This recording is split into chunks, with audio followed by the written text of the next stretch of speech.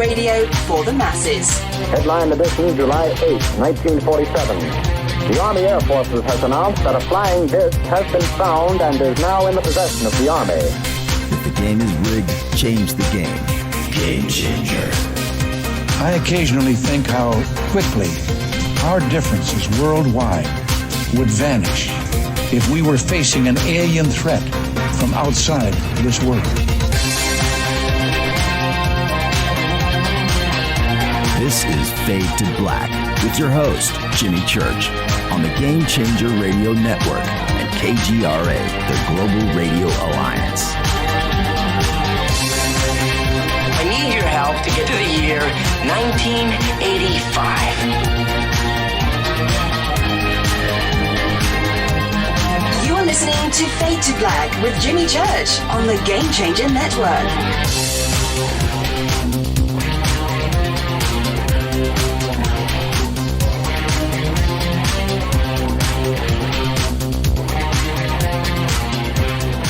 Good evening.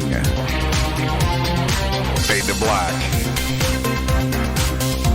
Bespoke Radio. For the masses. Yeah, today's Monday, April 6th, 2020.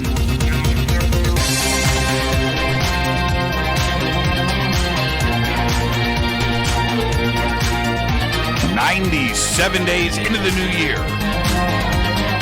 Only 279 days left. We are live from a bunker. A bunker that is somewhere in the middle of beautiful downtown Burbank, California. And I would like to welcome everybody listening all around the world, all across the United States. Hither and thither, to and fro, back and forth, up and down, east and west, north and south. Far and near. This is Fade to Black for KJCR, the Game Changer Network, and KGRA, the Planets. I am your host, Jimmy Church. What is cracking, everybody? How you doing? How you doing? How you doing? All right, it's Monday. Kicking off another great week here on Fade to Black tonight. Joshua P. Warren. Yeah, man. Joshua's back, and tonight, a full night of ghosts and the paranormal. That's what we're going to do tonight. Yeah. Especially after playing Diablo 3 all weekend. Having dreams about that nightmare. That is Diablo 3. Oh, man. Have you guys played Diablo 3 yet? And Diablo 2, Diablo 1. I'm already off into that. I said to read it before the show. You dreaming about that? You dreaming about that game? Man, the carnage. Oh, man. It's brutal, man. It's brutal. It's a lot of fun, too. It's a lot of fun. Anyway, so there you go. Gonna get my scare on tonight with Joshua P. Warren. Tomorrow night, Chuck Zukowski is back. Yeah. You know, I'm going to give a shout out to Debbie. I know she's listening right now. She sent me an email last week. And there you go. That's all I got to say. Right on, Deb. And Chuck Zukowski is here tomorrow night. We're going to be talking about the supernatural, the paranormal, and UFOs across the United States. The 37th parallel. That's going to be tomorrow night, Chuck Zukowski. Wednesday night, Paola Harris is here. And we are also going to do a full night of UFOs, alien and ET contact updates. We're going to be doing that and discussing our community from one of the leaders of this community. And, of course, she is the boss and the head cook and chief bottle washer over at Starworks USA. And you can go to starworksusa.com and check out her conference that's going to be going on in Laughlin, Nevada. I am going to be there along with Rita and the rest of the Fadernauts and the team from Fade to Black. So that will be Wednesday night. Thursday night is another Fader night, and we will be giving away another four Fade to Black memberships to those in need and who are staying at home. We're going to do that Thursday night. We gave away not 4, but we gave away 6 memberships last Thursday. And we are just finishing the setup for that. So that should be done tomorrow. And so congratulations to everybody that won those Fade to Black memberships. Very cool. So you will be an active Fadernaut officially tomorrow. Okay, you can follow me on Twitter at JChurchRadio. You can start your social media connection with this program at JChurchRadio. Do it right there. Okay. All right. And any questions or comments during the show tonight for myself or Joshua, use hashtag F2BQ on Twitter. The Sandbox is hashtag F2B on Twitter. For all of you out there that are new to the program, you've seen, maybe you've watched, and you've heard, but tonight's your first night in. All right, tonight's your first night in. We have a bunch of ways to hang out with the show in real time. We have 2 chat rooms, one over at Spreaker. We have one over at KGRA The Planet. We have the Sandbox on Twitter. The chat rooms stay live in front of me, and so does Twitter. So they're right there. And any questions or comments that you have, post it right there, and I'll get it. And if you're lucky, and it's good, maybe I'll read it on the air. You can also email Jimmy at jimmychurchradio.com. Okay. I've been mentioning this now for the last 2 weeks on the show. Now is the time to get your immune system in check. Don't delay any further. I know we all like to procrastinate and put it off. I'll worry about my health tomorrow. I'll start taking vitamins tomorrow. Worry about supplements next week. It's not that big of a deal because I feel fine. That's not how it works. Get your immune system in check now. The time is now. Visit getthetea.com. Go straight to their specials page. It's all simple to do.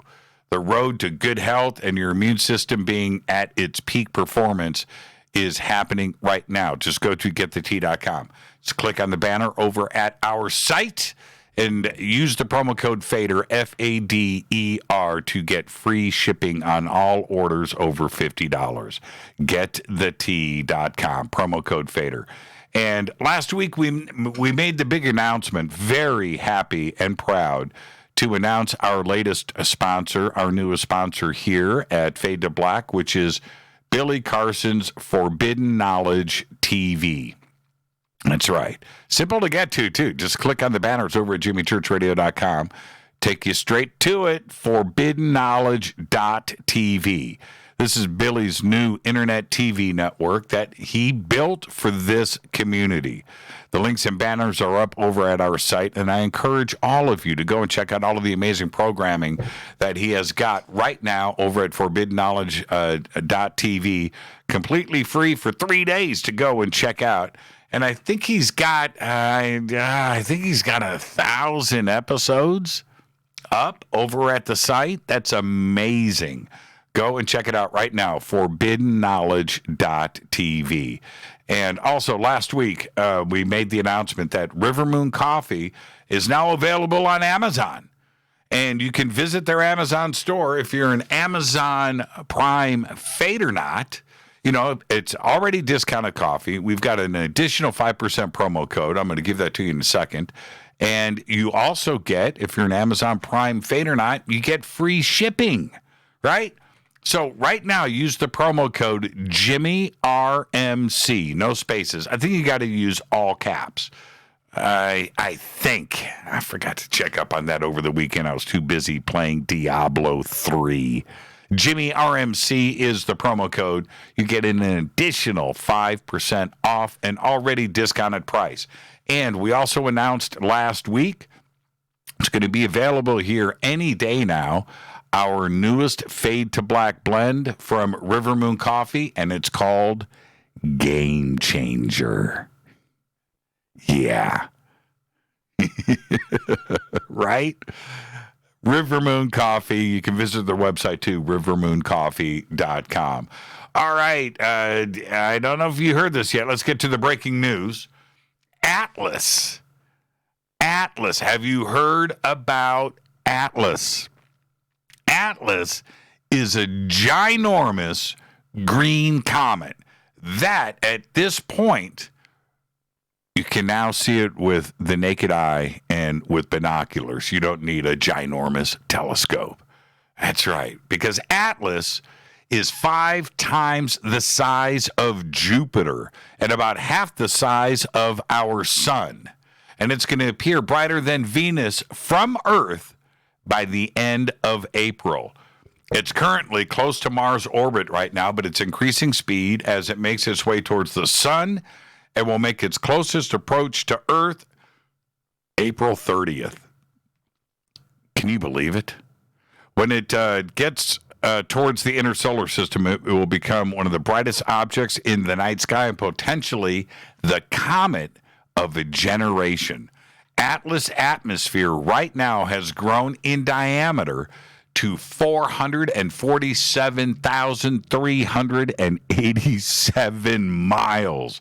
Our sun has a diameter of 865,000 miles. Jupiter's diameter is only 86,000 miles. Earth is only 7,900 miles. This thing is 447 miles in diameter. It's huge. It was discovered by the Asteroid Terrestrial Impact Last Alert System in Hawaii back in December of 2019. Hence the name Atlas. How exciting is that? Right? In 3 weeks, we're going to be looking up at a giant green comet hanging up in the night sky. It's going to be really cool. Well, this happened on Friday, and we weren't on the air on Friday, but I wanted to mention this because it's pretty incredible.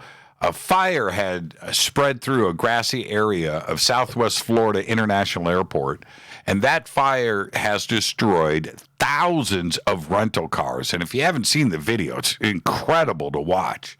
The blaze began Friday, spanned 15 acres, and originally involved only 20 cars in this grassy rental car overflow area at the airport in Fort Myers, Florida. By the time it was extinguished, the flames had destroyed more than 3,500 rental cars. Airport kept operating. Nobody was injured. Sky drops of water, and pretty incredible. And like I said, nobody got hurt. Just an incredible video to see 3,500 cars going up in flames. Now, I got some good news for you Tiger King fans out there. Have you seen Tiger King yet? Are you the last people in America to not have watched Tiger King?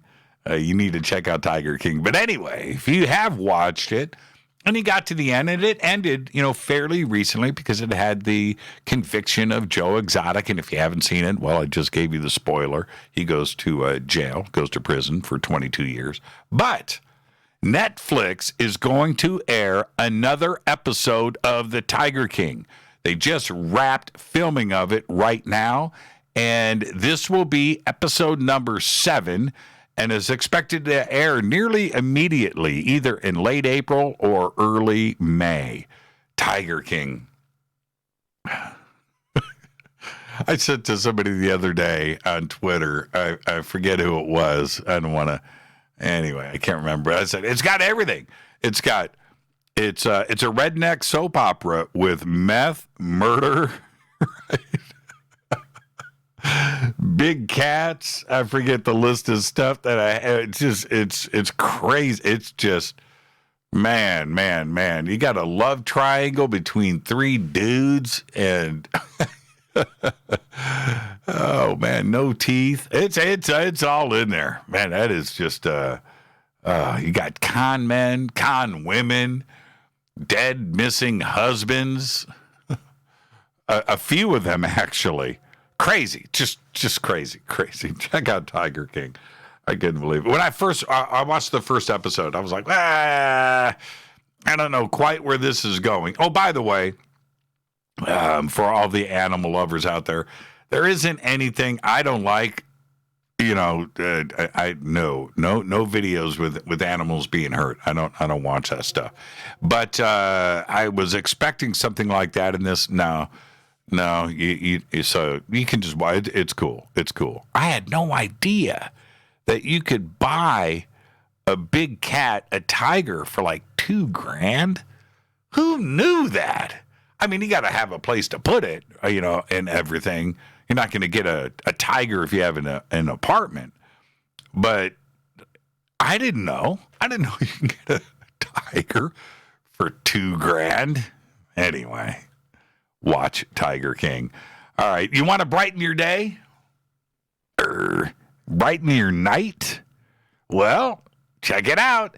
The biggest and brightest of the spring's full supermoons is happening tomorrow night.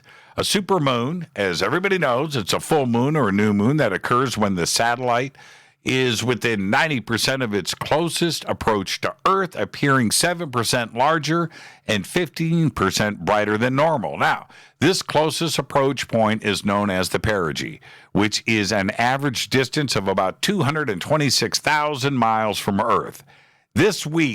Tomorrow's pink supermoon, or super pink moon, they're also calling it, will be the biggest and brightest of all of 2020. That's right, coming in at 221,000 miles. Now, it's happening tomorrow night, April 7th, and will be the second of 6 to take place this year. So get ready for that tomorrow night. All right. Let's get straight to it. Let's get this show cracking. Happy birthday to today, Paul Rudd. I said it. Now, check this out. Paul Rudd today is 51 years old. And here's his biggest movies. I just want you to listen to this.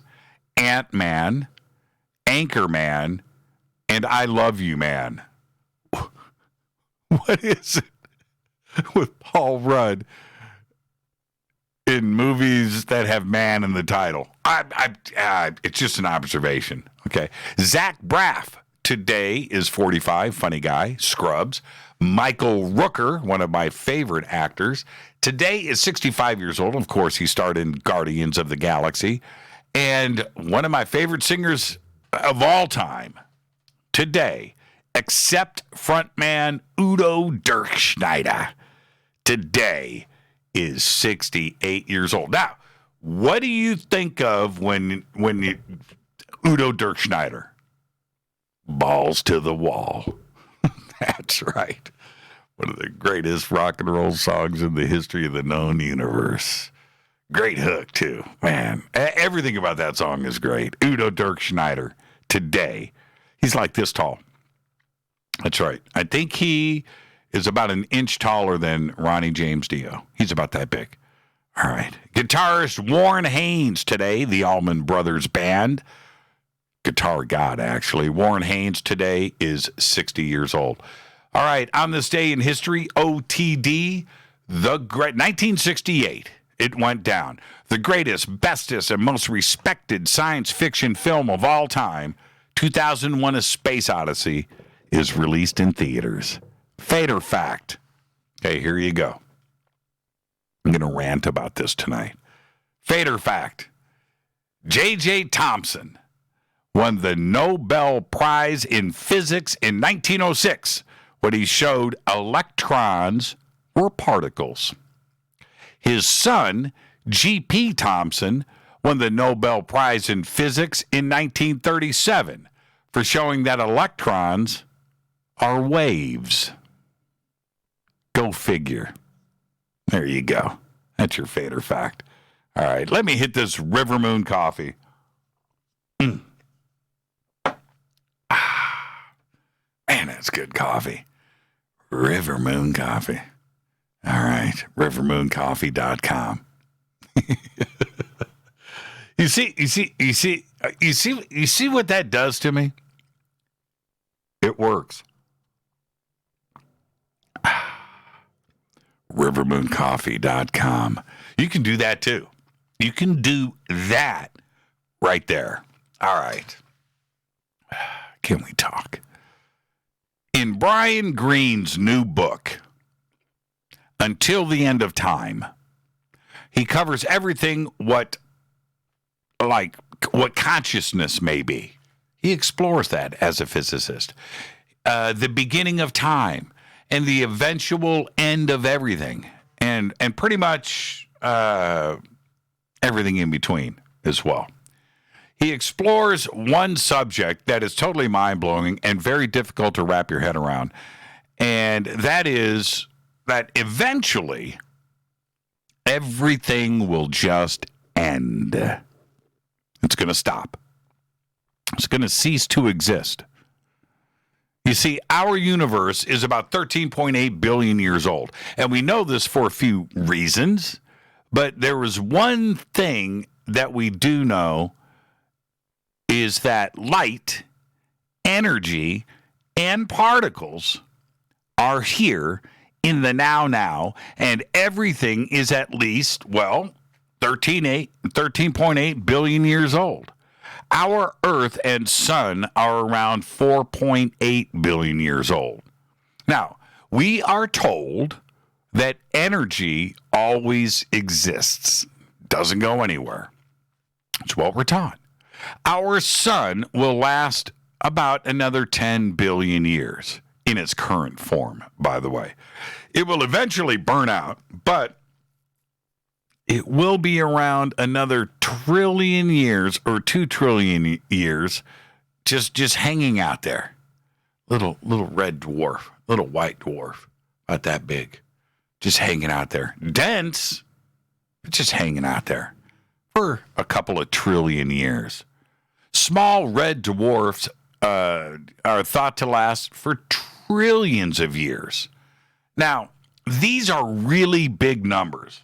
You talk about the Earth being 4.8 billion years old, the sun 10 billion years, the universe 13.8. These are big numbers, trillions of years, red dwarfs, white, the huge numbers, huge expanses of time for sure. But in the vast scale of time, these are actually very small digits. That's right. And this is where things start to get strange. You see, the constituents of atoms, which are protons, neutrons, and electrons, will eventually die. That's right. They will fall apart and stop making things. Trippy, right? Right now, the concept that we understand is that they, atoms and their particles, last forever. Right? But apparently they do not.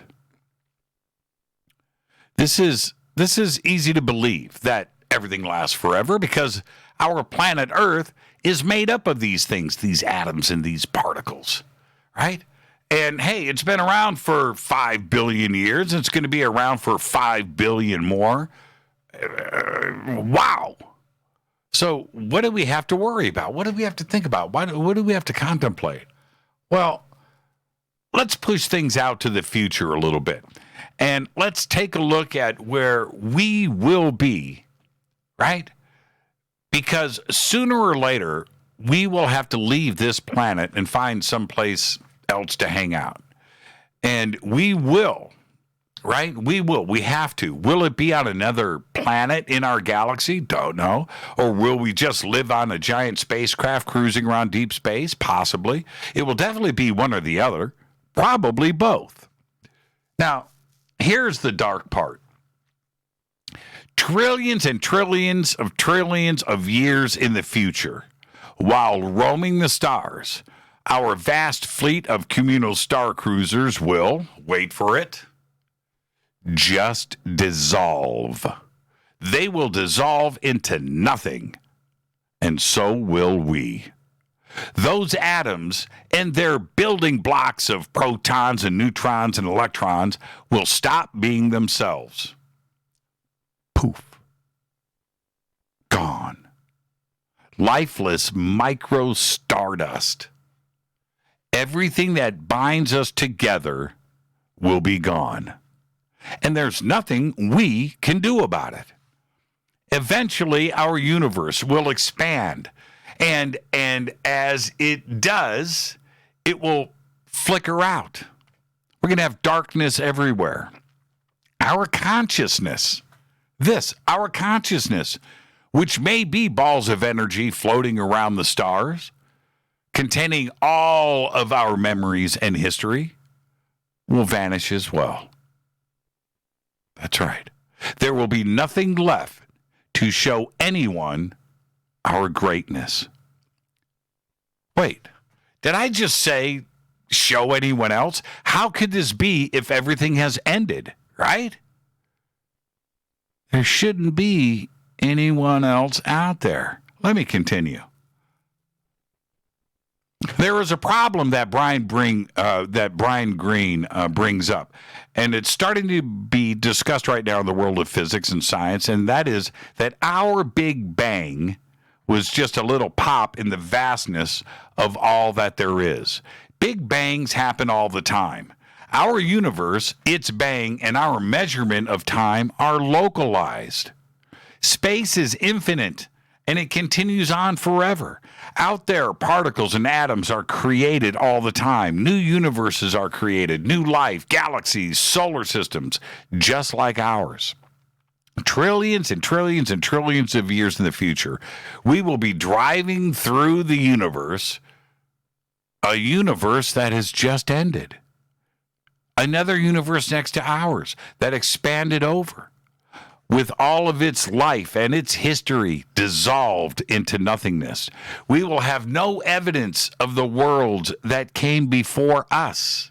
It's the same for the new universe that is next door, that was just born. Its life created, and as they start to do the same thing that we are doing now, which is travel to the stars and take a trip maybe through our part of space, where we once called home. But there'll be nothing for them to see.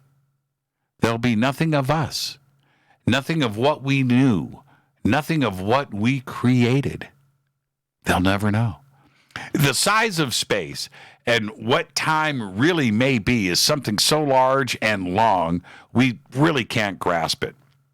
When we start to examine it closer, okay, as we are now, okay, in the now, our lifespan for each human really starts to get small, really, really, really short. The entire existence of humanity, all of it from beginning to end, will also be very, very short. We've always been told that nothing lasts forever, and today Brian Greene is certainly suggesting that this is true. Those ultra-dependable atoms, those protons, those neutrons, and electrons all have a lifespan just like us, and will eventually just peter out. Poof. Gone. Yeah, it may be far, far into the future, but nothing lasts forever. So what do we do? Well, we know that we live on this big, beautiful blue planet.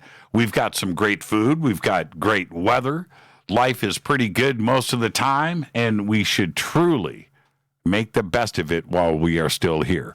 The average person lives to be 70 years old. That is about 25,550 days on this planet.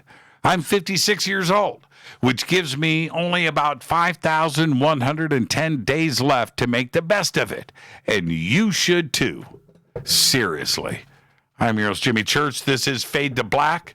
Our guest tonight, Joshua P. Warren. That's right. We're going to be doing ghosts and the paranormal all night long. Stay right there. This is Fade to Black on the Game Changer Network and KGRA, The Planet. I'll be right back after this short break. Stay with us.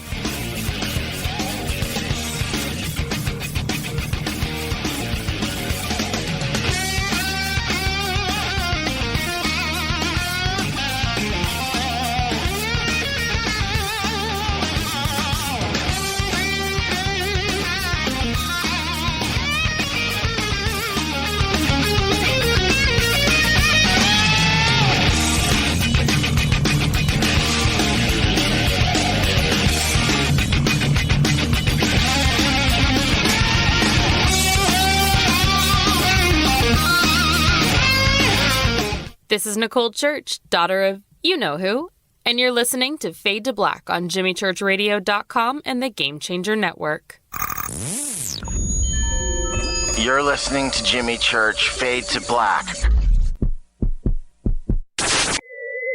Fade to Black will now pause for alien identification. The station that talks the net. KGRA Radio.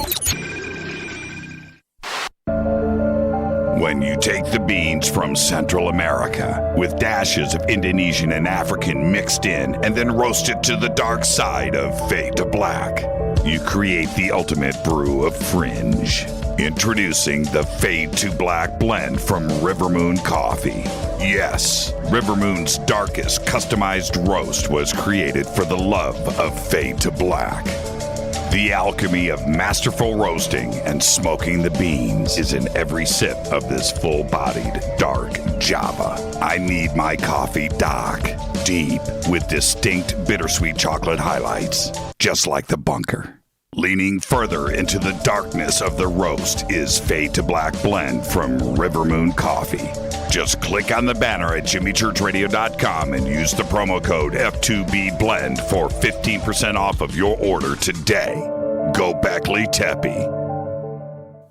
This is Jimmy Church of Fade to Black, and you can get our podcast for just $2 per month. All you have to do is click on the podcast banner over at JimmyChurchRadio.com. OMG! People are jumping on board to the Life Change Tea Regiment. Brew, steep, and drink for a gentle, taste-great cleanse. It's changing how they feel. See what everybody's talking about. Log on to getthetea.com. That's getthetea.com. Life Change Tea aids in digestive slowdown and helps people get moving down a healthy path. We won't make claims. We'll just let you decide. Experience is much better than a commercial anyway. If you want results, log on to getthetea.com and purchase your super strength cleansing tea. You won't be disappointed. And if you're looking for some mind-body suggestions, go to YouTube and punch in the search bar Health Matters Now. That's Health Matters Now. Put power into your health now. So, getthetea.com. That's getthetea.com for super strength tea. And YouTube, Health Matters Now. That's Health Matters Now for valuable suggestions. Getthetea.com. The tea that makes you go. 9 out of 10 geneticists agree. Fade to Black is not your father's radio show on the Game Changer Radio Network and KGRA, the planet. Hi, this is Rob Reiner from Anvil, and you're listening to JimmyChurchRadio.com. What's up? I'm Chris. What up? This is Kyle Massey, and you're listening to Jimmy Church Radio.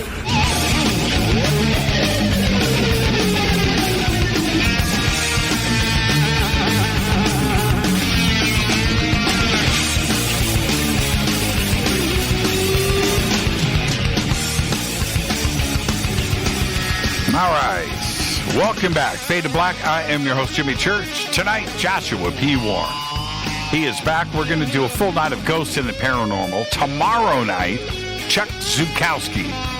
Chuck Zukowski is back. We are going to talk Bigfoot and UFOs, the 37th parallel. Wednesday night, Paola Harris is back with us.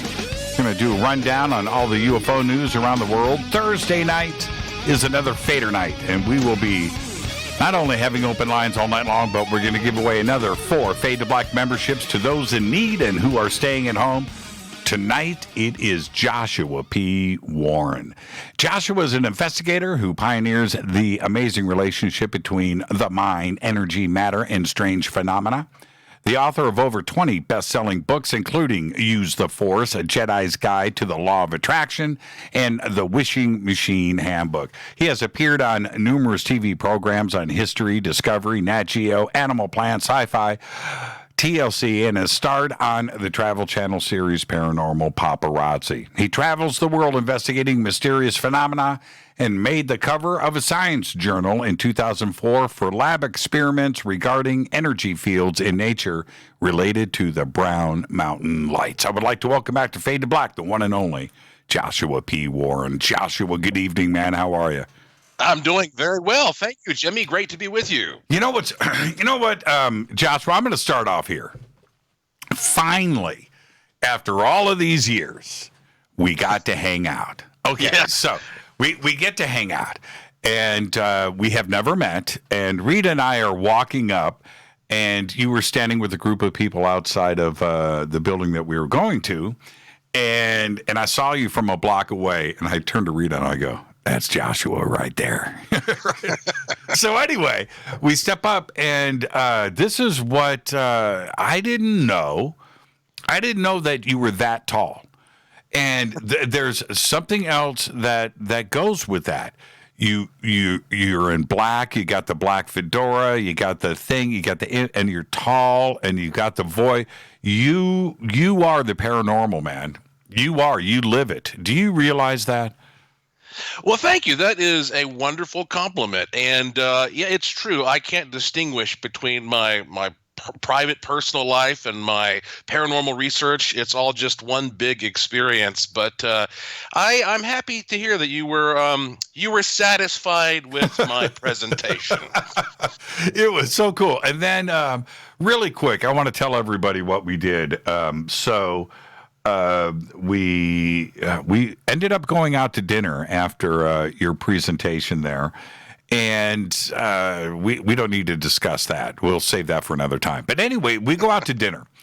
And I'm trying to think. There was five of us. It was Laura Cantu, Rita, myself, and Lauren, and yourself. So I can't add that up. Is that 5 or 6?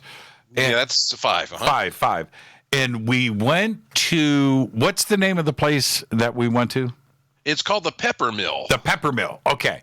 Yeah. The Pepper Mill, for those that don't know, in Vegas, is so we don't know what to expect. We go in, and we go into the lounge, and the lounge is this very elegant, by the way, very, very nice, but 50s kitsch that's looking into the future kitsch. Right? It's like the 50s version of what they thought 2020 would be, but it's like you're stuck in a time warp thing.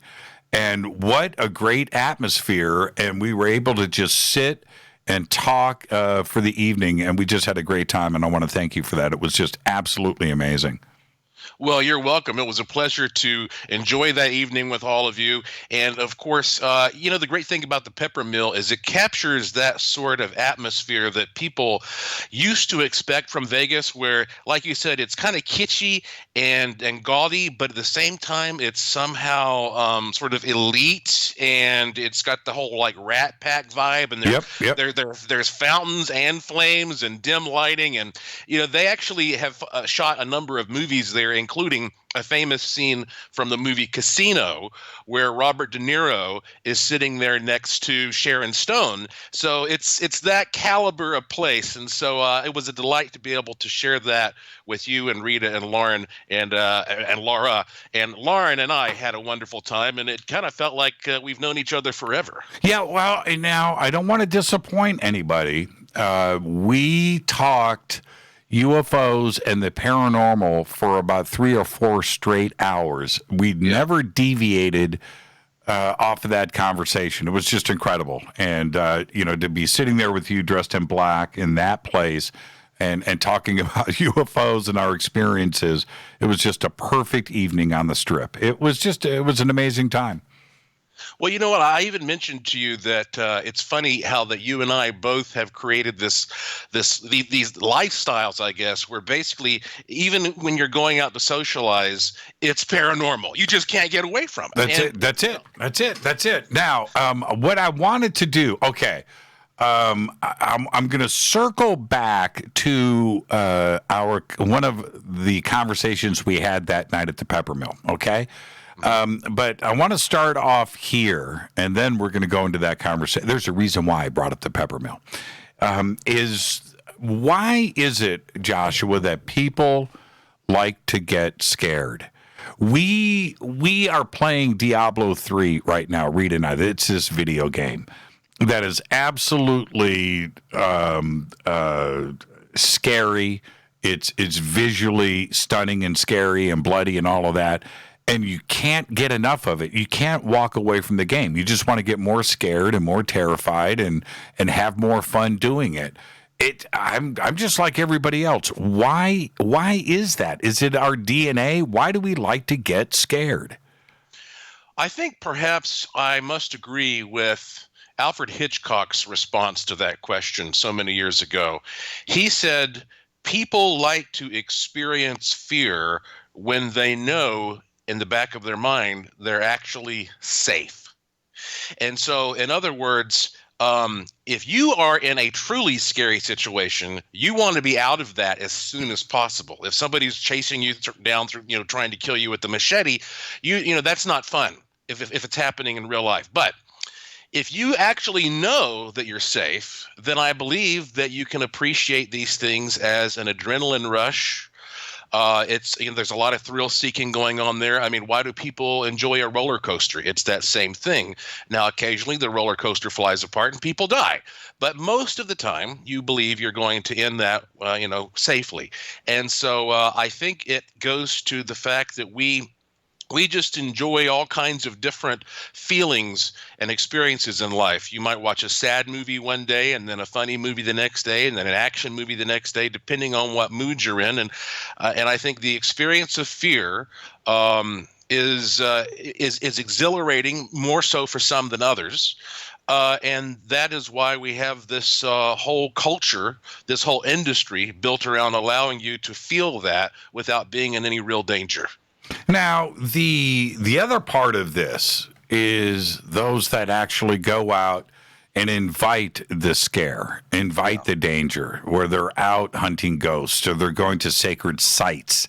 They're invoking and they're saying things and, they're poking the eye of the bear, with a stick, so to speak. You do that too. You're out there. You're going to these haunted places. So I'm going to ask you, you're not necessarily in a safe place, but you're jumping in with both feet, aren't you? I have on many, many occasions. There are things that I no longer would do that I have done in the past. Literally trying to conjure up the devil and stuff like that, just to see if it works. Right. I probably wouldn't do that anymore. But the fact of the matter is, I have always been interested in this from a slightly different angle than the average person. I think that most of the people who go out there looking into these things, they truly are expecting to have some kind of a thrill. And for me, this may be a little bit more boring, but I've always been intrigued with how these things physically manifest, how they physically materialize, and whether or not there is some way we can tap into that in order to create a power supply that we can use for all kinds of different reasons. So in other words, if we have a ghost and all of a sudden in the middle of this empty room, we have this large luminous form that appears and electricity is crackling and popping all around, where the heck is that energy physically coming from? And so I've always been intrigued with trying to understand the relationship between these different planes of existence. And because of that, sometimes I have ended up in a very scary situation before I realized I was in a very scary situation, because sometimes my nose was stuck a little too much in the meter or in the video camera. And then all of a sudden I say, holy crap, something really scary is happening here. And now I have to deal with it. Well, and I was listening, this is about 2 weeks ago, and I'm listening to an interview with physicist Sean Carroll, who's one of those rock star physicists these days, and I really enjoy his work. But he said something that really took me back, and I didn't dig it. He was asked about life after death and ghosts, right? And remember, all of this is in the middle of a discussion about parallel worlds and the multiverse and multiple versions, infinite versions of you and I and so forth. And he said, well, when it comes to ghosts and life after death and the paranormal, that stuff isn't real. And I don't have the time to even think about them. Now, it really, you're listening to a physicist who is trying to convince you about his work and the multiverse and parallel worlds and extra dimensions and multiple versions of us and Schrodinger's cat and all of this. But yet he doesn't think that ghosts are real when he's explaining physics at that point that is saying that ghosts are real? I don't get it. And one day, science is going to head on, crash into the paranormal world and find out what's really happening out there. Oh, sure. And in fact, if you understand a little about all these different subjects from multiple perspectives, you could say that it's easy to sort of seamlessly tie it all together right now. The problem is that people who become an expert in one area or another, they have blinders on to all of these other perspectives on the same subject matter. So, for example, I watched a documentary maybe a couple years ago, and it was about how all of these biologists knew things that physicists and chemists didn't know, and the chemists knew things that the biologists didn't know, and the physicists knew things that, and so they all have to come together sometimes, and a lot of it is just restricted by terminology and language. Right. I mean, what he calls some kind of multiplanar quantum field or whatever, I might call a spirit. And so you have to be a little versatile in your language, because I think if we can get our language to match up a little bit more, we'll realize that more often than not, we're talking about the same things. And people who especially are getting a paycheck from a big university, they don't want to become stigmatized by associating with terminology that's used by somebody who's not as educated in their view. And so a lot of it just has to do with ego. But you find that if we are indeed living in a universe, that means it's one thing, it's all connected. And if there is a unified truth, then there should be many different paths that all lead to that same single unified truth. There's another element to this, and I want a yes or no answer from you first before I follow, which is this: do you think that you have to want to observe the paranormal in order to see it? And that, right? Do you understand what I'm saying? And if you don't want to see it, you're never going to see it. What do you think about that? No, I don't think that's correct. I think that it is more common for someone to see the paranormal and then dismiss it and explain it away if you're the type of person who's not looking for it, because you say, well, that couldn't have been what it looked like it was. Right. But on the other hand, that's why I have been so adamant throughout my life, and I've been investigating the paranormal professionally for about 27 years. I've been so adamant about documenting things. And so fortunately, most of the times in my life, when I have experienced something extreme, I have it video recorded or at least photographed. And honestly, on many of those occasions, if I had not done that, I would have second guessed myself, because people forget the fact that paranormal means it's not normal. It doesn't usually happen. And these are rare things. And that's why when you watch all these television shows that become silly because they exaggerate the smallest things, they're trying really, really hard to make it look like something big is happening when big things don't happen very often.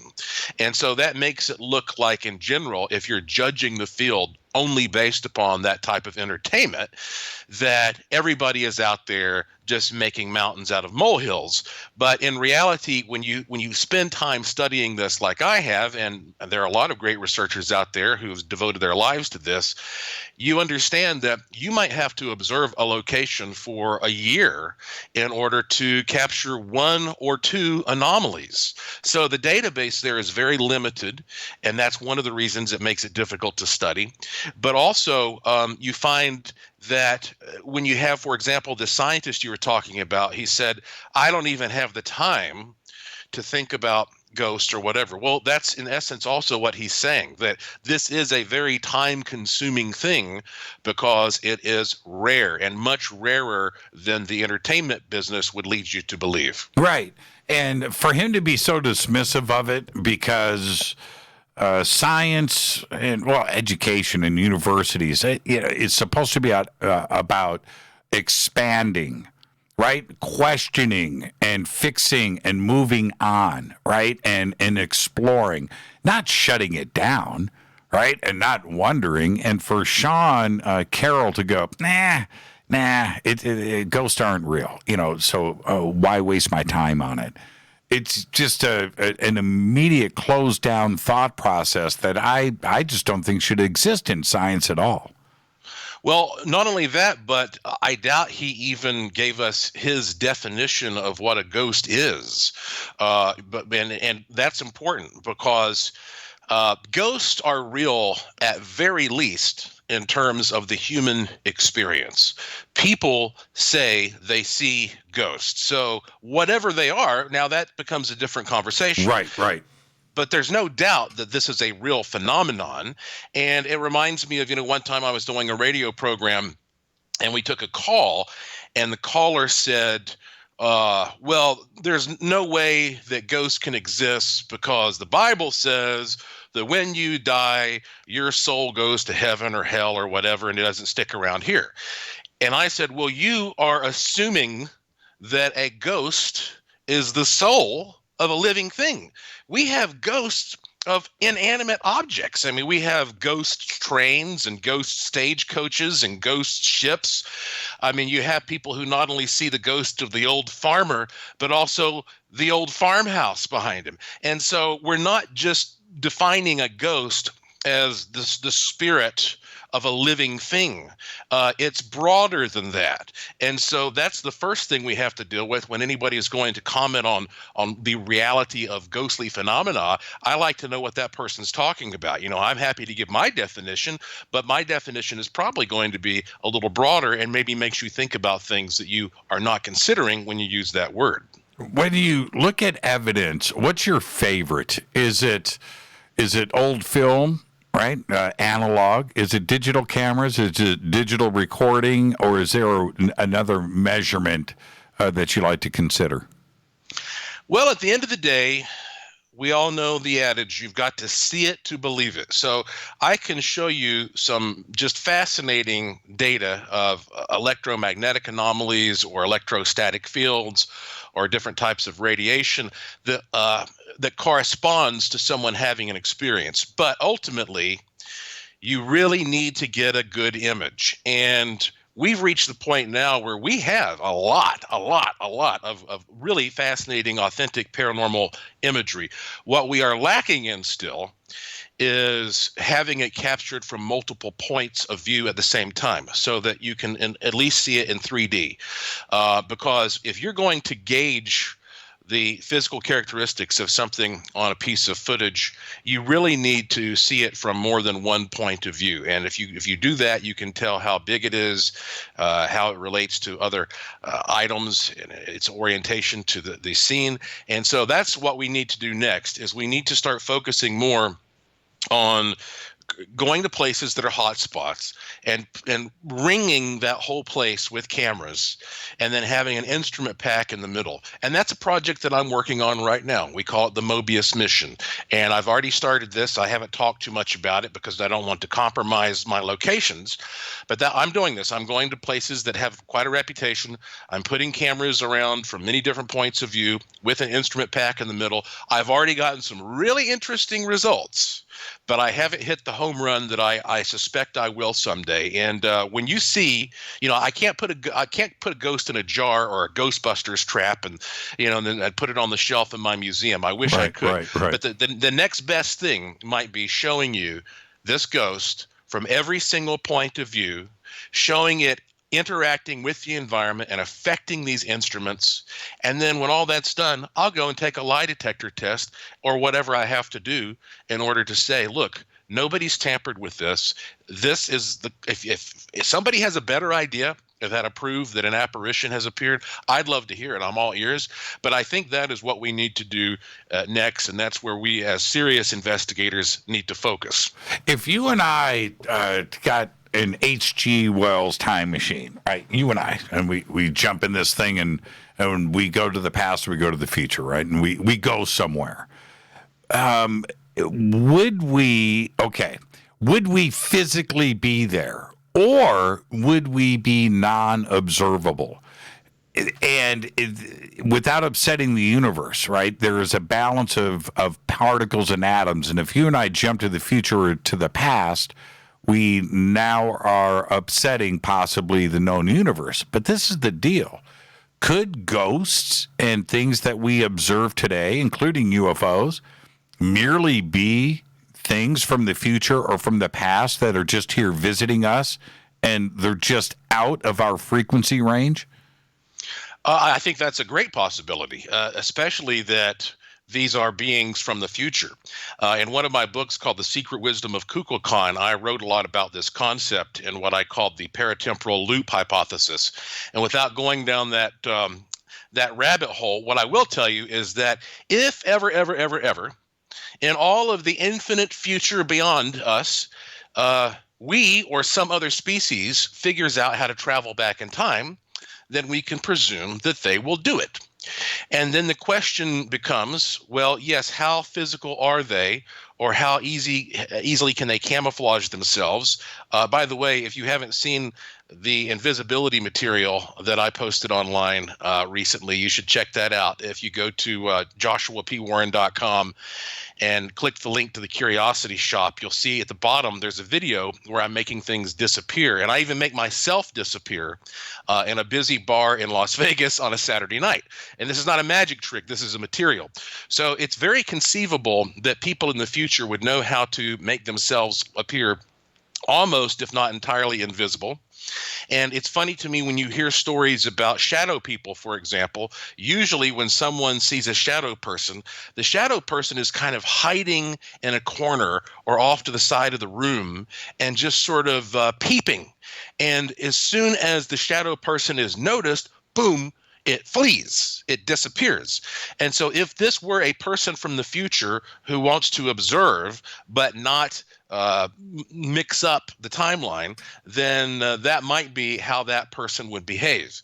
Of course, another possibility, which I'm sure we'll get into tonight as we talk about creepy, scary stories, is that some of these beings might actually be parasites that they don't want you to notice them, because when your back's turned, they're going to slip up there and they're going to feed off of you. And this is what we would often consider to be demonic.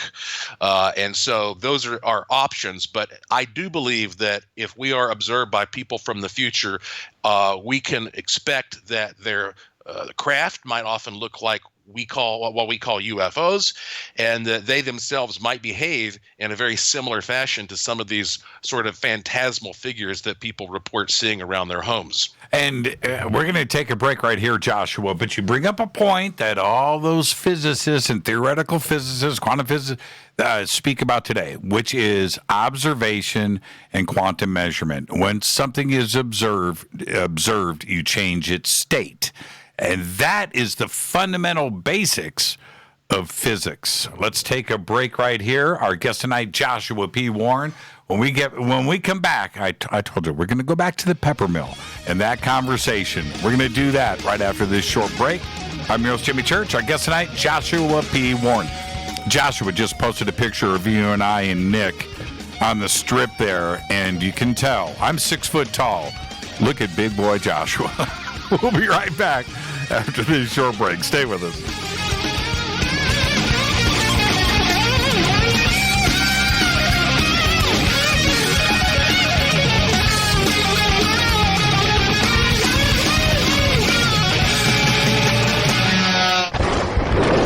This is Fade to Black with Jimmy Church on the Game Changer Radio Network and KGRA, the Global Radio Alliance. This is KGRA Digital Broadcasting Station, Salt Lake City, Utah, Van Buren, Arkansas.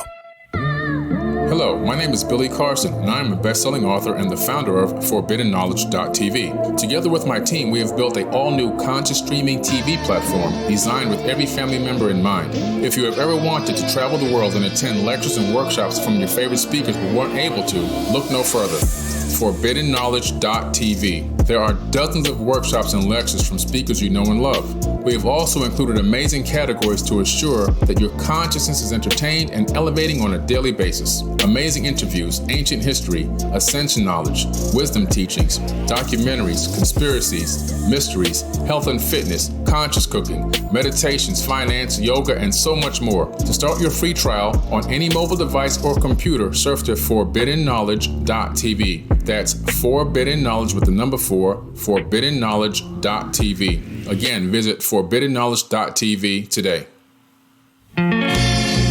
Introducing the new Surfer Music app. Listen, Fadernauts, you know I love my music. This is my go-to for all things notes. The Surfer app is a brand new concept in music listening. Surfer is free, providing unlimited access to thousands of live streaming radio stations. Surfer is an exciting, interactive listening experience. Discovery and surprise are built right in. Surfer is your destination to discover and rediscover great live streaming music. It features high-quality audio streams, free access to music from thousands of live streaming radio stations, unlimited listening, unlimited skipping. You get a music visualizer, and you can also select your favorite channels. Get it at the Apple App Store or Google Play. Just search Surfer Music or click on the Surfer banner at jimmychurchradio.com. Go Beckley Tappy. Okay, nurse, let's get this man to the ER stat. Right away, doctor. We see this every day. Heart attack or angina pain due to blocked and clogged arteries. Chelation can remove obstructions or blockages from arteries and help avoid painful and expensive surgery. Now there's Angioprim. It's a liquid oral chelation product that you take with juice. You start to feel the results fast. Angioprim increases blood flow all over the body, and that means more energy and strength to take on the day with less aches and pains. 60 years of research has gone into chelation, and Angioprim is the result. A safe and easy way to unblock your veins and arteries from buildup that slow circulation. Paging Dr. Jones. Please report to the emergency room right away. Log on now to angioprim.com. That's ANGIOPRIM.com. Or to speak with a trained consultant. Give Angioprim a call at 954-882-7221. That's 954-882-7221. Hello, I'm Katie, and you're listening to my main man, Jimmy Church, on jimmychurchradio.com. Hi, this is Ray Hobbs here, repping the planet, and you're listening to my good friend, Jimmy Church, Fade to Black, on the Game Changer Network and the KGRA digital broadcast station. This is Toby Kebbell. You're listening to jimmychurchradio.com. Don't hurt me, Jimmy.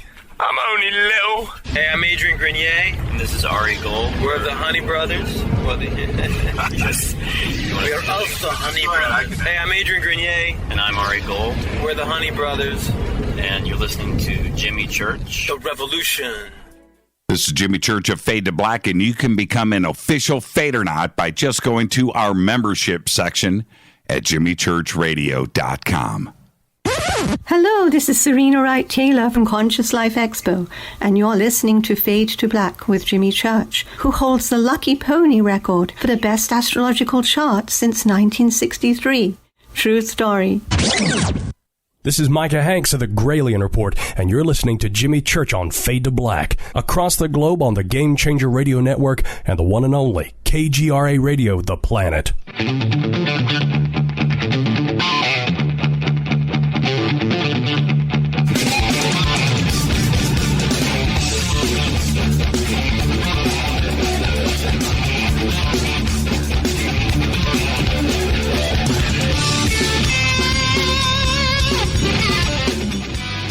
Welcome back, Fade to Black. I am your host, Jimmy Church. Our guest tonight, Joshua P. Warren. If you missed this live show, if you miss it, just get our podcast. It's just $2 a month. Go to jimmychurchradio.com, click on the podcast banner. We have over 1,200 archive shows right there for you. Just $2 per month. Joshua P. Warren. All right, back to the Peppermill. One of the conversations that took up some time was, don't I have a better way to put it than Art Bell's little alien gray statue. And the the statue has a name. What is it? The statue's name is Carville. And I'm glad that you brought this up because this is not just a great story, but it actually needs to be told for historic purposes. I mean, this is I've done a lot of digging to pull together the history of this thing. And so would you like to hear the for the first time ever the complete story of Art Bell's alien statue that supposedly comes to life? Yes, and it's amazing. And let's actually start here. His name is Carville because of James Carville, right? Yeah, that's right. And by the way, I want to point out before, since you posted the picture with Nick there, it was so fitting because I got to meet you and Rita because you came to the Creepy Vegas Ghost and UFO show, which I produce here in Vegas. Nick Weird is the host. And yes, of course, it's on hold for the time being since we can't, everything's closed and you can't gather, but it will be back soon. So hopefully, if any of your listeners would like to come and see the show, they can go to creepyvegas.com to stay updated on when that will be available. But you guys seem to have a pretty good time there, right? Yeah, Nick is I mean, you're great, but Nick really does a fantastic job. And I was there, man. I was with you guys. I was just fully engaged. I haven't posted. We're gonna get back to this a little bit later. I haven't posted the pictures. I've been sitting on them of the skull. Now, yeah, and I'm just gonna let everybody know I have never, to my memory, I have never seen an actual human skull in, I mean, museums and stuff. But to go up, and that night I ended up seeing 3, right? Yes. Just like, man. But anyway, and the photographs that I have, I'll ask you, is it okay if I post them later on in the show? Yeah, and as a matter of fact, you will be the first person. I have never even posted a picture of it's the skull. Well, let me put it this way. If you know the story of the Bell Witch from Tennessee, it is one of the freakiest, scariest stories that you probably ever read about, and goes back to the 1800s. And we call this the Bell Witch. I'll just leave it at that. But getting back to Carville the alien. So here's the complete story. In 1998, there was a man in Delaware, a woodcarver named Darren Hussey. And Darren, he was making a lot of money in the 1990s, taking advantage of the cigar craze that was going on and carving these traditional wooden cigar store Indians, right? Those were in big demand. And he was cranking those out. Well, he used to listen to Rush Limbaugh just about every day while he was working. And one day, Darren was at a gas station, and he saw a copy of, I think it was the Weekly World News, one of those cheesy tabloids, and it had a picture of Rush Limbaugh on the front next to an alien. And they were trying to say that Rush was somehow in alliance with the aliens and that they were going to push him into Earth politics or something like that. Well, anyway, Darren got a kick out of this. And so he decided, being a fan of Rush Limbaugh, that he would, instead of carving a cigar store Indian, he would carve a 4-foot-tall wooden alien statue that weighed about 100 pounds. And he did a fine job on this alien statue.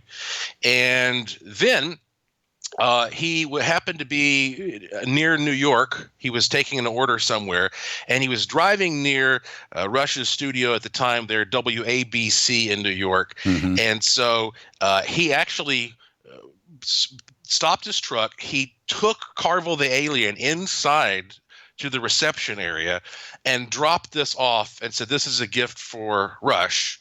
And he said, "I think he kind of looks like James Carville," which, of course, is the Democratic political pundit, one of Rush Limbaugh's sort of arch nemesis.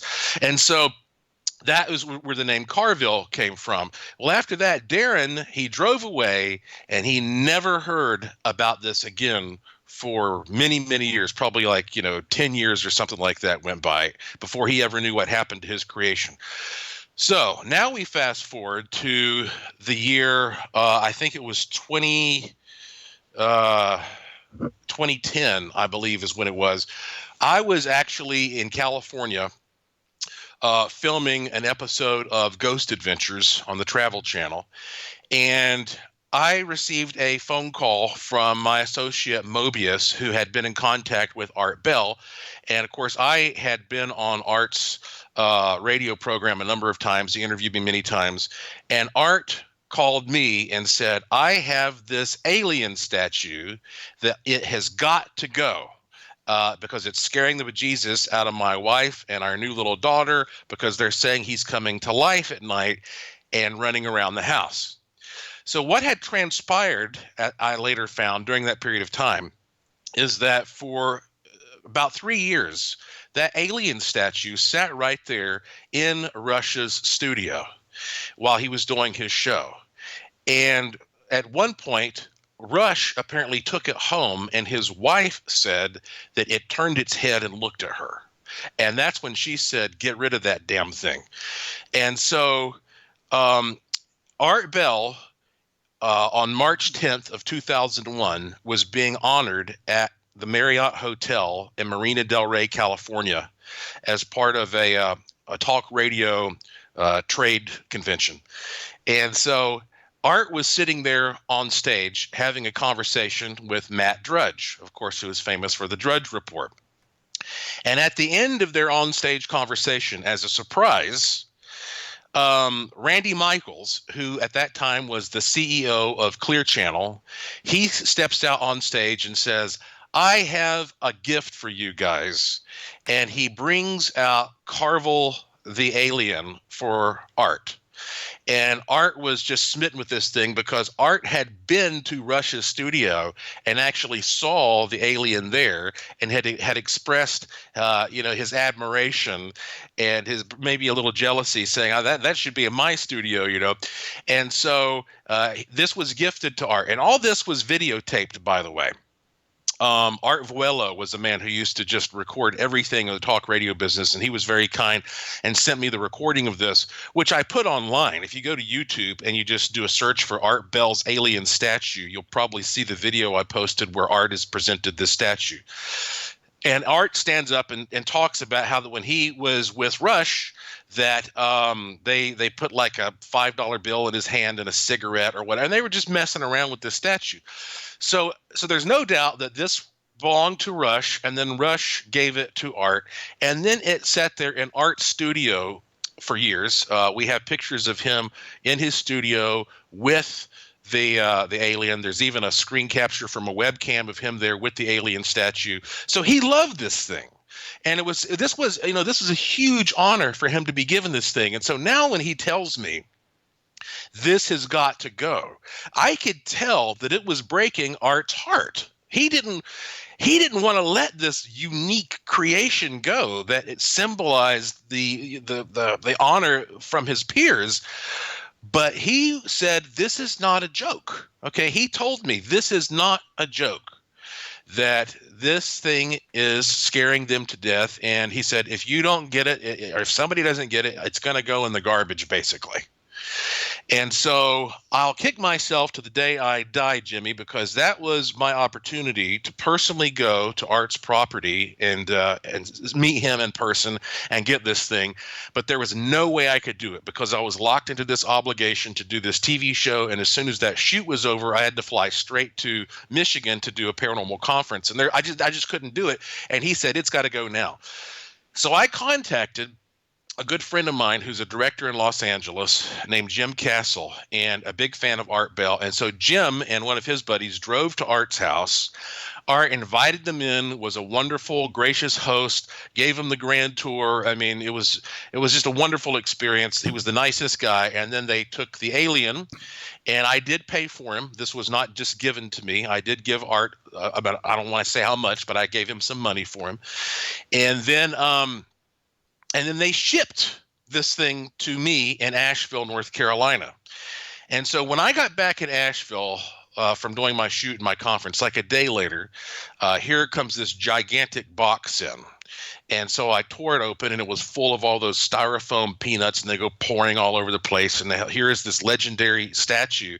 And what's so great is that I had Jim take pictures of Art with the statue, and Art got down on his hands and knees and signed the base. And I have a picture of Art signing it.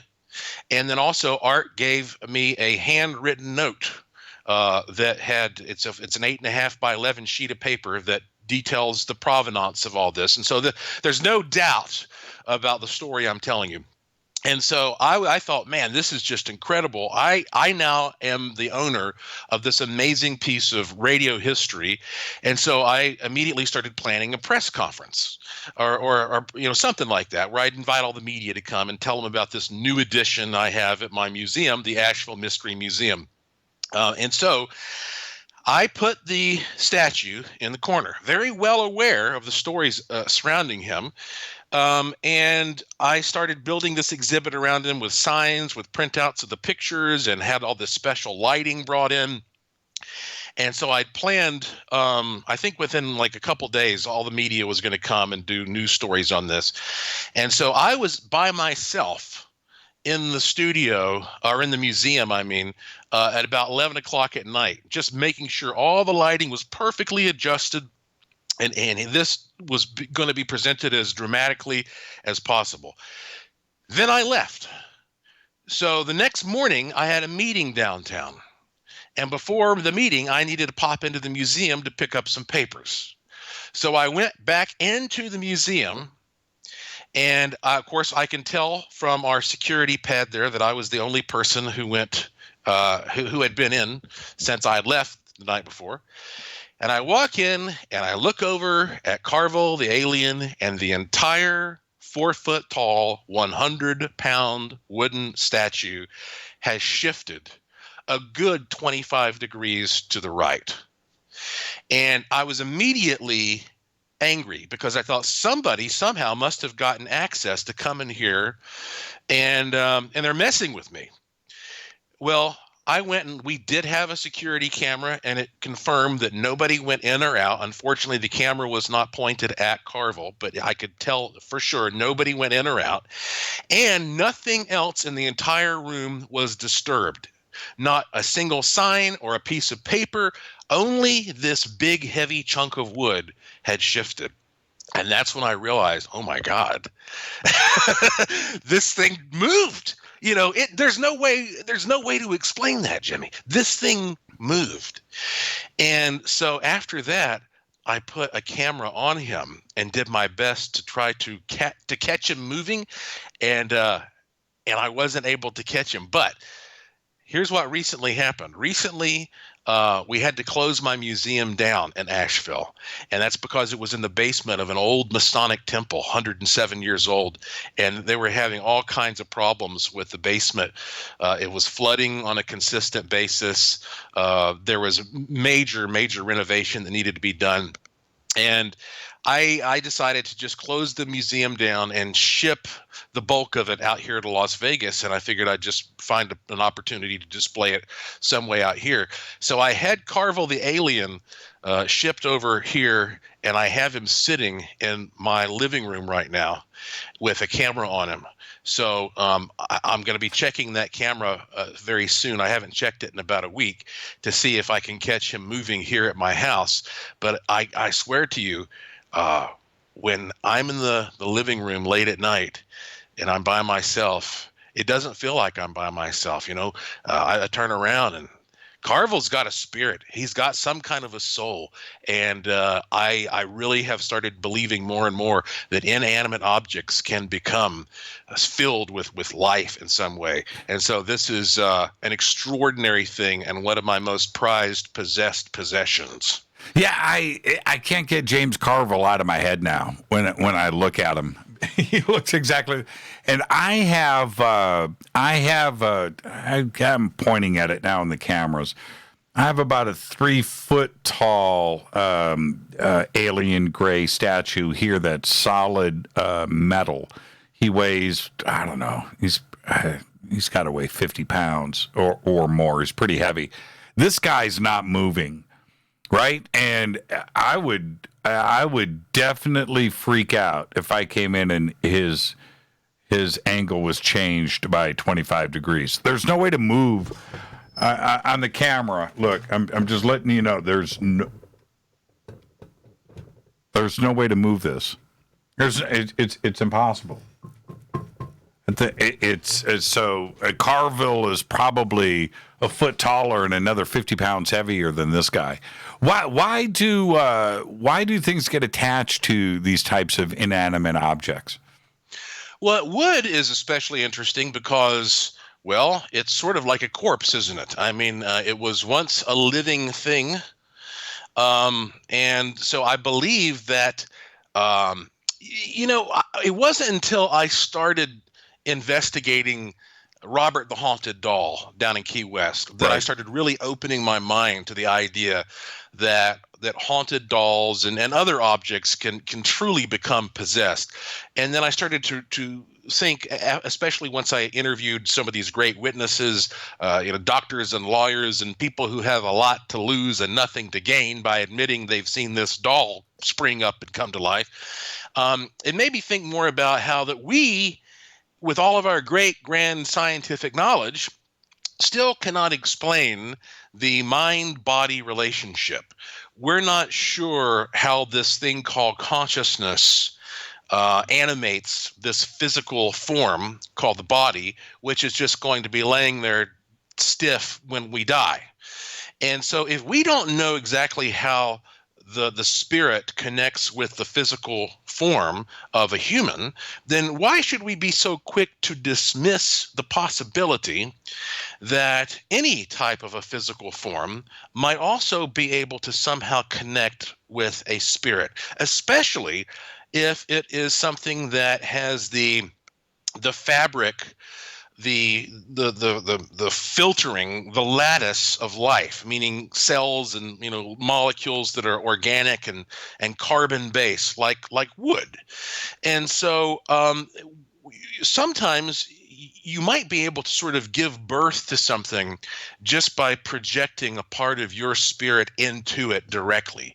And there are all kinds of different ways that life multiplies. I mean, look at these single-celled organisms that just one day they just split into two, and now you have a new one. And how we don't know how that happens, but it does.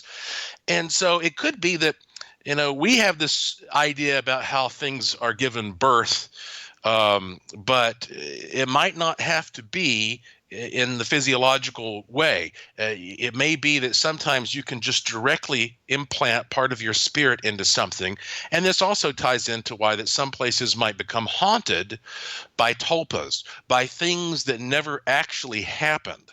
But it goes back to that great story about Walter Gibson, who used to write the shadow novels in the 1920s in Greenwich Village. He would crank out 1 or 2 novels a month. And he did this for years in this little house. And after that, people who moved into the house said the house was haunted by his fictional characters, that they would see the shadow whipping around a corner or a villain running across the hallway. And we know that these were his imaginary figures, but he was so focused on projecting this vision of these things that it seemed to have at least burned an imprint in the environment. And so if you can do that to a space like a house, think of how much more you can do if you're focusing it all on an object. And it may be that in some cases, it's easy for us to say these haunted dolls and similar objects are evil and dark because it frightens us when we see them move and do things they're not supposed to do. But it may be that they're not any more evil than you or I are. They can be vindictive if they feel like they're being mistreated, like Robert the doll probably feels. In other cases, they may just sort of be gray personalities. It depends on what mood the thing is in. But I have definitely opened my mind to the fact that if you have something in your house that has a history and seems to have a soul, that there may actually be a soul in there. And they always say if you go to a yard sale or you go to, flea market or some kind of place like that, and you see an object that's way, way underpriced, where it just seems to be too good to be true, right? Or they're just trying to give it away, well, you probably got yourself a possessed possession there. I remember it was a few months ago. You probably caught this.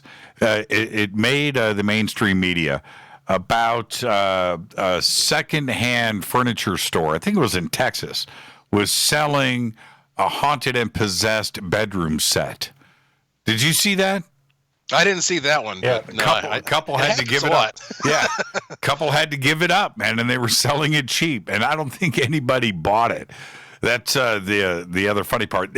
George Van Tassel once said that he was given a formula to read time and to see time 7 years in the past, that everything is recorded electromagnetically, that the universe is electric. He said this back in the 1950s and 60s. Certainly we understand more about that today. Do you feel that that is also a possibility, that everything is just recorded and we are catching glimpses of it?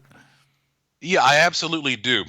And it may also transcend even that into what many mystics have called the Akashic record, that there is some vast collective library of knowledge that's sort of sitting there in a stable position, we'll say above or atop all of us, even though that's just a way of visualizing it, and that your brain is just a little antenna that connects you to one part or another of the Akashic record. But what's funny is that even though that's a very metaphysical way of looking at things, even physicists, astrophysicists, and cosmologists, the ones who study time and space, they actually come out and they will tell you that as far as they can tell from all the math that they can work out, that everything past, present, and future are actually occurring at once, and that we are just observing it bit by bit from a limited point of view. And so that's a little bit depressing, because it implies that, well, there is nothing but determinism, that no matter what you do, everything is determined. Right. No free will. No free will. Yeah. And that's the opposite side. A lot of people say, well, is it free will or is it determinism? But maybe, Jimmy, there is a third option. Maybe there are many, many timelines that are predetermined, but you have the free will to pop between those timelines and make decisions about what timeline you want to experience. I mean, for example, maybe there is another timeline right now where we're all not going through this pandemic situation. But maybe for some reason, we chose to experience this. Again, like you choose to see a certain type of movie. And honestly, this is not all bad. I mean, there is a silver lining to this situation. I mean, a lot of people are sort of rediscovering the things that they enjoy by being locked up in their house. But then I really feel sorry for the people who are locked up in their haunted house, and especially if they're listening to Fade to Black with Jimmy Church. And that's exactly the point. That's exactly the point. And we're going to continue this right after this break. Our guest tonight, Joshua P. Warren. I'm your host, Jimmy Church. This is Fade to Black. Tonight, it's all ghosts and the paranormal. Joshua P. Warren. Stay with us. We'll be right back after this short break.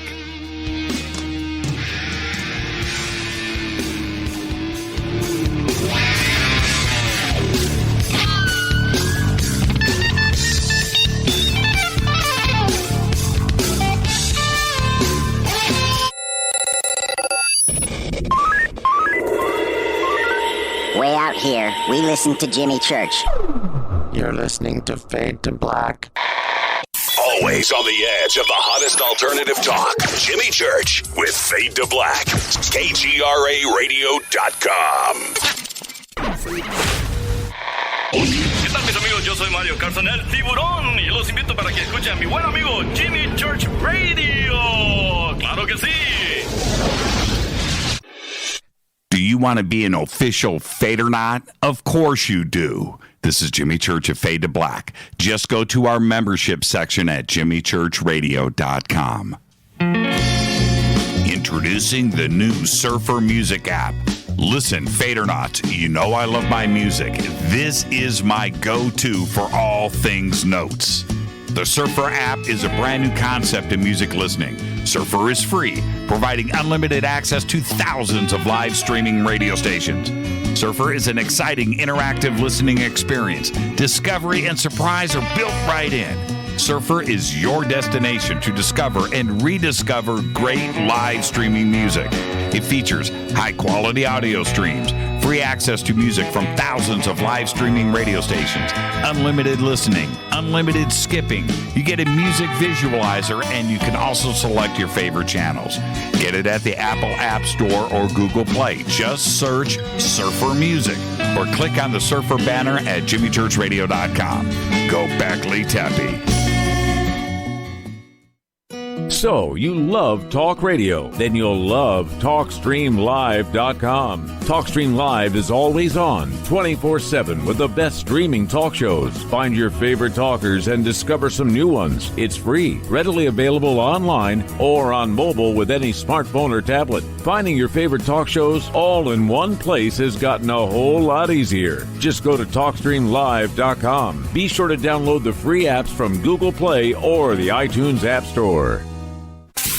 You listen to us, and we listen to you. And so does the CIA.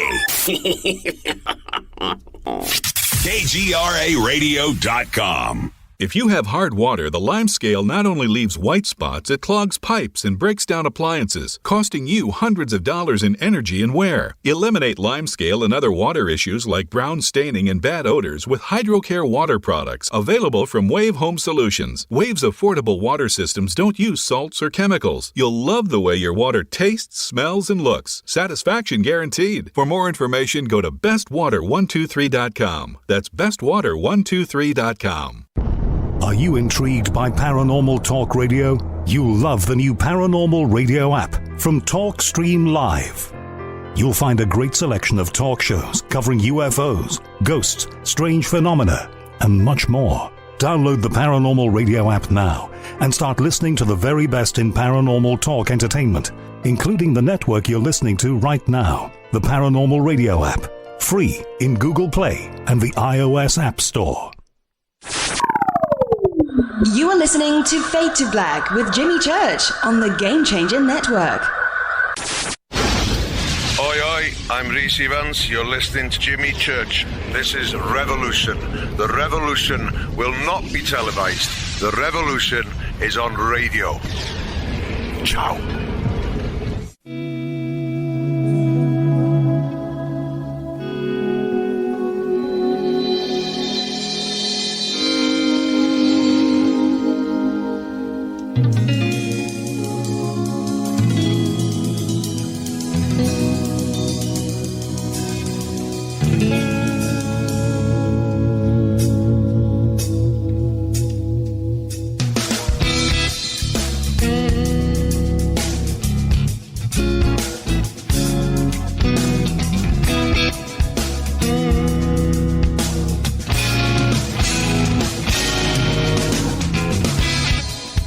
Welcome back, Fade to Black. I'm your host, Jimmy Church. Our guest tonight, Joshua P. Warren. Tonight, it's all ghosts and the paranormal. That's right. While you are locked down in your home, just like me, I got to tell you, Joshua, I have been having these crazy dreams. We're playing Diablo 3, which is hell on earth, man. It's a crazy game. It's a lot of fun to play, but like all things like that, and especially video games, you have the crazy dreams later. So I've already been having those, and then after tonight, and it makes me go back, and I always think about the first time. I've only seen one ghost. So for me, the first time I saw a ghost was the only time I have seen a ghost. But all of us got our start somewhere. What was the first time you saw a ghost? That was a life-altering experience for me, obviously. And what's really, I think, most unusual about it is, My family on both sides were in the mountains of western North Carolina for hundreds of years. So I grew up hearing all kinds of ghost stories and Native American tales and folklore, but I never really experienced much of anything myself. Even though I started writing about all this when I was a teenager and publishing articles in the local newspaper and even publishing books, I never really saw anything ghostly with my own two eyes. And I reached a point after years of this where I thought, well, you know what? Maybe some people can see ghosts and some people can't. And I'm just one of those people who can't see them. I don't know. I don't have the right combination of rods and cones in my eyes, or my synapses are not firing off in a certain way. I just didn't know how to explain it because I believed people who said they had seen ghosts. But then all of that changed finally when I was in my early 20s. And at that time, I was already quite well known. I had written the very first book of ghost stories from the city of Asheville, North Carolina, which is now one of the most popular ghost tourism destinations in the world. And the book was called Haunted Asheville. So everybody knew I was the go-to guy if you wanted to talk about ghosts. So I got a call one day from a young woman who was a college student in Asheville who had just moved into this little old house by herself. And when she moved into the house, during the process of, unpacking her stuff, she called 911 because at one point she had turned and saw some kind of a figure in her house and thought somebody had broken in. And the cops came and there was no evidence of anybody being there. And so that was the first red flag that there was something unusual about this property. Well, as time went on, she started seeing these shadowy figures more and more around the house. But more often than not, they would appear, or it would appear, as a cloudy, misty form. And this got to be so common that her friends would come over to the house and bring their cameras, and they would just take photographs like you wouldn't believe of these, wispy things just flying all around the house. And she even was dating a guy who it turns out I knew this guy. I went to school with him. Good guy. He went over to her house to take her out on a date. He was waiting for her to get ready. And all of a sudden, he said that he felt like he'd stuck his finger in a light socket. Something just basically electrocuted him, and he ran out of the house, would not go into the house. And then she took a picture of him right after that. And in the picture, you see this big, misty thing swooping right through his solar plexus. It's amazing the pictures they were getting. So this started becoming really scary for her, however, when she began waking up in the middle of the night and this thing was in her bedroom. And then one night she woke up and it was in the bed with her. And that is when she said, "Enough is enough. I am out of here." And she ran to her car, still in her pajamas, and she actually drove off the property. There was a shopping mall nearby, and she drove to the shopping mall, and that's where she tried to continue her night's sleep. And when she called me, she says, "I can't stay in this house anymore unless something can be done to stop this, to get rid of this." So I told her, well, I'm not an exorcist. I'm not a ghostbuster. I can't guarantee you that I can stop the activity. But I was so struck by her sincerity, I said, I'd love to come and take a look at your house, and let's just see how much we can learn about this. So the stupid things you do when you're 22. Yeah. So I went to her house. And I'm telling you, again, the pictures, I'm going to tell you in a minute how you can see some of these pictures. But anyway, the pictures were really striking. And she had a lot of her friends there, and they were all sitting around telling me about their experiences and, bearing, sort of eyewitness testimony. And so I knew that this was something really significant. And so the first night I was there, however, I did pick up a few electromagnetic anomalies, but I didn't pick up anything that was so major that it sort of convinced me personally that I was going to see a ghost. But again, I know how rare these things are. Everybody seems so sincere. I decided to go back on a second occasion. So a few days later, I went back, and I was going around the entire house with a couple of different meters. And the house had a substantial attic. And I just so happened to be in the attic with another researcher. His name was Rob.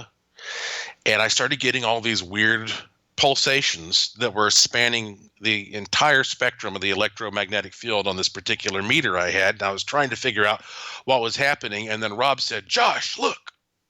And I turned, and he and I were about 3 feet apart. And right there between us was this big blue-gray mist. It was just a cloud of mist just hanging right there between us in the air. And I'd like to say it had a slight glow to it, but that may have just been it reflecting the attic light. I'm not sure. But it was a striking looking thing because I was so close to it that I could see the surface of it wasn't curling and curving like smoke would. Instead, the surface of it reminded me of the facets on a gemstone. It was like sort of more of a geometric looking thing, and I could see these different facets sort of shifting around each other. And so I reached out and touched it. What? Yeah. I stuck my hand right in the middle of it, and it was icy cold. Now, this was in the middle of summer. It was icy cold in the middle, and it made the hair on my knuckles and everything stand up just like I'd put my hand up to an old television screen. And then Rob, who is completely opposite from me, he did the same thing. So he reached out and touched it. So now both of us, from two different points of view, are seeing this thing. We're both touching it. We have the same sensation. It's cold. It's electrostatic. And I felt, and I've said this before, and I think it's the best description, I kind of felt like a caveman looking at fire for the first time, because my brain is flipping through the filing cabinet of conventional explanations for what this might be. I'm trying to convince myself that there has to be some normal explanation, and nothing is popping up. And then as we watched it over the course of I'm sure 30 to 60 seconds, it started to get dimmer and dimmer and weaker and dimmer. And then I realized, oh crap, I have a camera around my neck. This whole time I'd been so mesmerized, I'd completely forgotten that I had a camera around my neck. It was one of the first digital cameras. And so I took a photograph of this thing right before it disappeared. And I wish I'd gotten it in its full-blown state. But just to have captured it at all is a major achievement. You know, I can say I got a picture of the first ghost that I ever saw, and I touched it, and another guy was there, and he touched it.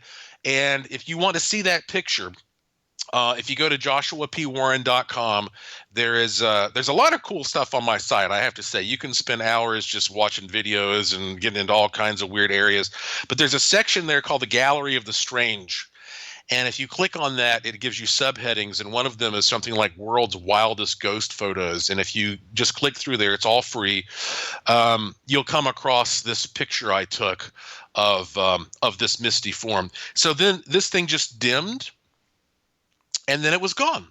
And all the readings came back, they baseline normal. So I came walking down the creaky steps from the attic, and I looked at the young woman who lived there, and I said, okay, we saw it. And it was like the weight of the world had been lifted from her shoulders. To have that validation, I'm not crazy. And plus I said, look, I got a picture of the thing too. I saw the thing and I got a picture. And so that's when I was like, all right, this is real. This stuff is real. And so I started talking to her, and I started giving her some possible tips about how to stop the activity. A lot of it was pretty basic stuff. A lot of times you can stop this activity by running a humidifier, or by changing the placement of electrical appliances. You're trying to change the electromagnetic environment within which these things can build, or the electrostatic potential, which that's a very technical realm that, there's no sense in getting into that right now. I wrote about all this in my book, How to Hunt Ghosts. But anyway, she went through and tried everything, and none of this stuff worked. And then one day, out of the blue, I got contacted by a minister who was aware of my work, and he said, by the way, if you ever need somebody to help you come clear a location, I've done this before, blah, blah, blah. And I said, well, as a matter of fact, so he met us over there. He went through some ceremonies. He did use holy water. He had created, he was a very unusual minister, because he also understood orgone and radionics and a lot of exotic technologies, and he had made them some special orgone pendants and stuff to wear. So anyway, he went through this whole process, and the activity stopped for like 6 months, but then it came back. So holy water is only temporary. I suppose, yeah. At least his was. So then it came back. So look, to this day, I haven't been in touch with her for quite a while. So I don't know if she still lives in that house and has decided to accept this or what. But when that happened to me, okay, that was the first thing that was a life changer for me, because that's when I realized whatever ghosts are real. But then it took another experience for me to really understand that this is not just a recording from the past. This is not just a misleading atmospheric phenomenon. This is an interactive, aware, conscious spirit in some cases. And that is because of what happened to me at Myrtle's plantation, which is a whole other story. But that's the first time I saw a ghost. Well, I've got, right when you said Myrtle's plantation, I'm looking at Chloe. I just happened to be just scrolling through your photographs on the website, and here's Chloe of Myrtle's plantation right here. If you want to look at the images of this, it's very simple. Just go to JoshuaPWarren.com and then click on what do you call it? The Amazing World of Ghosts. What do you call it? The best ghost pictures? Yeah, the heading there is Gallery of the Strange, and then once you get in there, there's a section called World's Wildest Ghost Photos. World's Wildest Ghost Photos, and then I think it's page 3. Page 4. What happened at Myrtle's plantation? Okay, so this really hit me. This was actually scarier for me, a lot scarier, because when I saw the ghost I was just telling you about, at that point in time, I wasn't, as I explained, I wasn't even sure that I believed in ghosts the same way that everybody else did. You know what I'm saying? Like I'd never really seen one myself. And so that gives you a sense of insulation, like, well, this is something other people experience, but not me. Right. But then when I saw it and I realized, well, I can see a ghost. At least when I saw a ghost, it was in a very kind of clinical setting where I had another dude there and all these meters and the lights were on and all that. So it wasn't really scary for me. What happened to me at Myrtle's plantation was scary. This is possibly the most frightened I've ever felt. Let me jump in. For everybody, go to World's Wildest Ghost Photos at Joshua P. Warren. And Joshua's got a video. I've seen this video a few times where he's alone at Myrtle's plantation. And you can check out the actual video over on Joshua's website. Okay, Joshua, continue. So Myrtle's plantation is in St. Francisville, Louisiana, which is outside of Baton Rouge. It's in a very secluded, swampy part of the state. Automatically haunted. Yeah, well, it's been there since the 1700s, and a lot of bad stuff happened there over the years. I mean, they had slaves that were terribly mistreated and murdered. As a matter of fact, one of the plantation owners was killed himself. He got into some type of an argument with another plantation owner, and the other guy shot him in the chest with a shotgun, and he died crawling up the stairs of the house. In fact, in the house, they installed all of the keyholes upside down, which is very peculiar. It turns out that people at that time often believed that if they could confuse a ghost somehow, that it wouldn't be able to enter a room. And so by installing the keyholes upside down, that was an effort to prevent ghosts from moving through a room. So the place has layers and layers of activity. But yes, the most famous ghost is that of a servant named Chloe, who basically, the story is that she was for a period of time beloved by the owner of the plantation, and he allowed her to work inside the house. And that was the best place you could be, because you know what it was like being out in the field. Mm-hmm. But he started taking a liking to another slave, and she was afraid she was going to be replaced. This slave named Chloe, she was afraid she would be replaced. And so they say she concocted a plan where she would put a little bit of poison, basically, in a cake that he and his family would eat, and then that would give her an opportunity to nurse them back to health. And she felt like that might ensure her value. But the story goes that she put a little too much poison in, and that one or two of the kids died, and somehow he found out about this and severely tortured her and killed her, hanged her there on the property. So she is seen more often than any other spirit, but there are lots of ghosts there. So I was contacted by a television program, and they were going to have access to the place for a few days. They pretty much rented the whole place out, and they wanted me to go in and do a paranormal investigation. So I had never been there before, and I flew by myself to Baton Rouge, rented a car. When I arrived, it was storming like you wouldn't believe. I can't remember what year this was exactly. It's probably listed there. I've had so many experiences, the years kind of blurred together. But this was a long time ago. And so when I got there, I mean, I thought there was going to be a tornado or something. I mean, it was really, really bad. And here I am driving through the swampy area, and I almost died on the way there because I was the first car to reach a bridge that had just collapsed.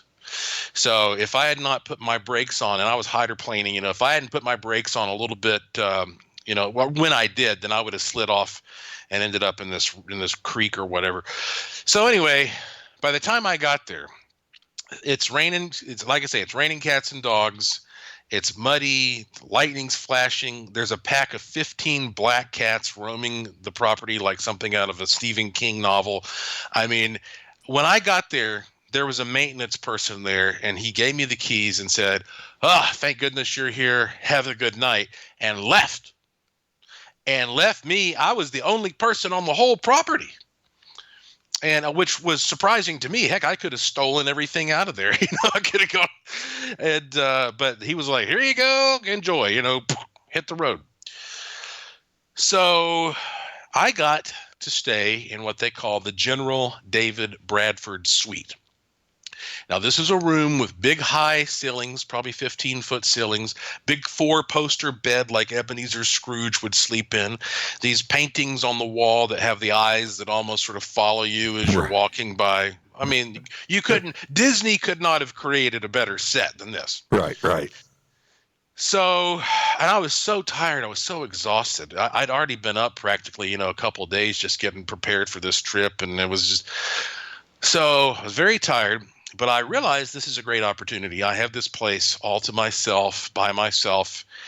And so there was a local diner that was open. I went there. I got some food. I came back. It was about 10 o'clock at night.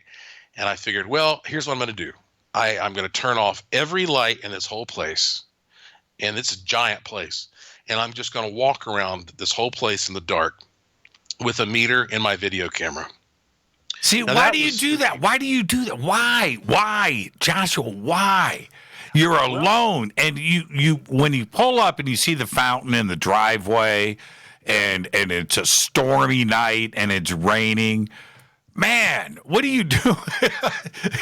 I mean, oh man, the video is crazy to watch. Okay, continue. I mean, you've set yourself up for something to happen. Yeah. You know this, right? I kind of feel like it's my. Oh, are you there? If there's something here. And so I walked around this whole place, and I'm telling you, just that alone, most people probably could not do that, honestly. But I made it back into my own room. This is the place where I'm going to be sleeping. And all of a sudden, my meter, this is a tri-field natural EM meter, it starts going bonkers. And I'm like, well, maybe it's just the thunderstorm and the lightning and all that. And then all of a sudden, I hear boom, boom, boom. Like somebody's knocked on the door. Okay. I about jumped out of my skin. And so I went over and I thought, I guess somebody else, who could possibly be here this late on this stormy night? I opened my door. There's nobody there. I looked out on the porch. There's no other car there. There's mud. There's no footprints in the mud. There's no evidence of. And I said, well, that was really weird. I don't know what. So I walk back into the room, and I'm rolling camera at this point, and then I hear on the wall, boom, boom, boom. No. And at that point, I realized something is happening here. And I said, if there is someone in this room with me, will you please do that again? Boom, boom, boom. Oh, man. And then I said, just to make sure, if there is someone in this room, will you please do that again? Boom, boom, boom. That is when the hair stood up on the back of my neck. It's doing it right now, just reliving this moment. And I had the biggest fight or flight instinct kick in that I've ever felt. There was a big part of me that just wanted to turn around and just get out of there at that moment. But I was able to swallow that lump in my throat and continue filming. And then I said, okay, can you do that over here? And I think I pointed to a table. Boom, boom, boom. Now it's knocking on the table. At this point, Jimmy, I have no doubt that there is a conscious, aware, interactive spirit that is invisible, that is in this room with me. Now, again, this is a life-altering experience because you start to realize not just that there is this thing in the room with you, but that this is even possible at all, that this can even happen, that all the stories that you've heard your whole life are true. At that point, I began trying to communicate with it and saying, can you knock once for yes and twice for no? And it could never do that. It was always in threes, doom, doom, doom. And on the video, you can hear it more or less at certain times. If you have headphones on, obviously it's better because it's a thud noise, boom, boom, boom. Mm-hmm. But I don't know if this is true or not, but I have always heard this creepy little story that ghosts that are evil knock in threes because they are trying to mock the Holy Trinity. Ah, makes sense. Makes sense to me. And I know we're coming up on a break here. Yeah, we are. We got 15 seconds. When we come back from the break, I will tell you how my night ended up. Okay, let's do just that. Our guest tonight, Joshua P. Warren, talking about Myrtle's Plantation. The video is over at joshuapwarren.com. I'll post up the direct link to it during the break. Stay with us. We'll be right back.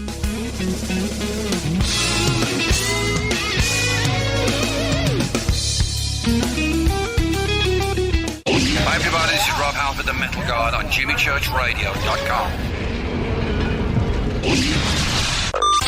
This is KGRA Digital Broadcasting Station, Salt Lake City, Utah, Van Buren, Arkansas. Why is it we're not very good with our health regimen until it's too late? We don't put oil in the car until the engine blows up. When the body's out of balance, your health is not so good. Give your body some love. Log on to GetTheT.com. That's GetTheT.com. Try our Life Change Tea, which cleanses you from harmful intruders. A clean colon is one of the ways to bring the body in balance. We also carry organic supplements to help you get where you need to go. So do your body a favor. Log on to GetTheT.com. That's GetTheT.com. You can even visit our sales page to save some dough. Does anybody call money dough anymore? Anyway, if you're looking for short, helpful health tips, go to YouTube and punch in Health Matters Now. That's Health Matters Now. So, log on to GetTheT.com, shop, get balanced, then learn some cool tips at Health Matters Now. You'll be glad you did. That's GetTheT.com. Your contact for current news and trending topics. KGRARadio.com. This is Jimmy Church of Fade to Black, and I only drink Fade to Black blend coffee from River Moon. Just click on the River Moon Coffee banner at jimmychurchradio.com. Promo code F2B Blend. So are you tired of being tired? Well, then it's time to get the tea. Hey, it's Lisa here to tell you about this all-natural, all-organic tea I've been drinking that has had great results for over 20 years. It's called Life Change Tea, and it's specially formulated to help detoxify and cleanse your kidneys, liver, colon, and blood all at once. The colon is one of the most ignored organs in the human body. The faster that waste is eliminated from the body, the less time that waste sits in our intestines, spreading toxins to our bloodstream. This tea helps cleanse chemicals caused by outside intruders from our entire digestive system. And get this, weight loss can be a side effect. And with continued use of the tea, you can experience clearer, healthier, younger looking skin, increased energy, and a happier outlook on life. So if you're tired of being tired, get the Life Change Tea at GetTheT.com. That's GetTheT.com. And like me, you'll be glad you did. Did you know that when you're on the road with limited data or Wi-Fi available, you can still listen to every minute of Fade to Black by just calling 605-562-4482. No smartphone, app, or internet needed. It saves your data plan and no extra cost if you have unlimited minutes. Just call 605-562-4482. You can listen to me, Jimmy Church, on any phone, anytime, anywhere. Go Beckley Tappy.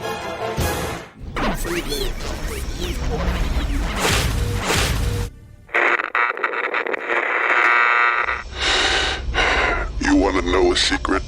I love ponies. I really love ponies. I'm serious.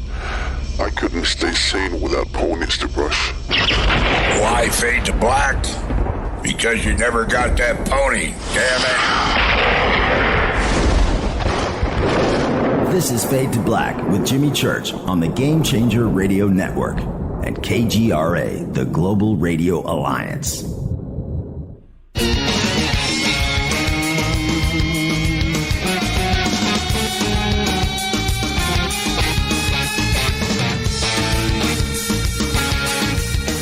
All right, welcome back. Fade to Black. Great night on the show. Joshua P. Warren is here.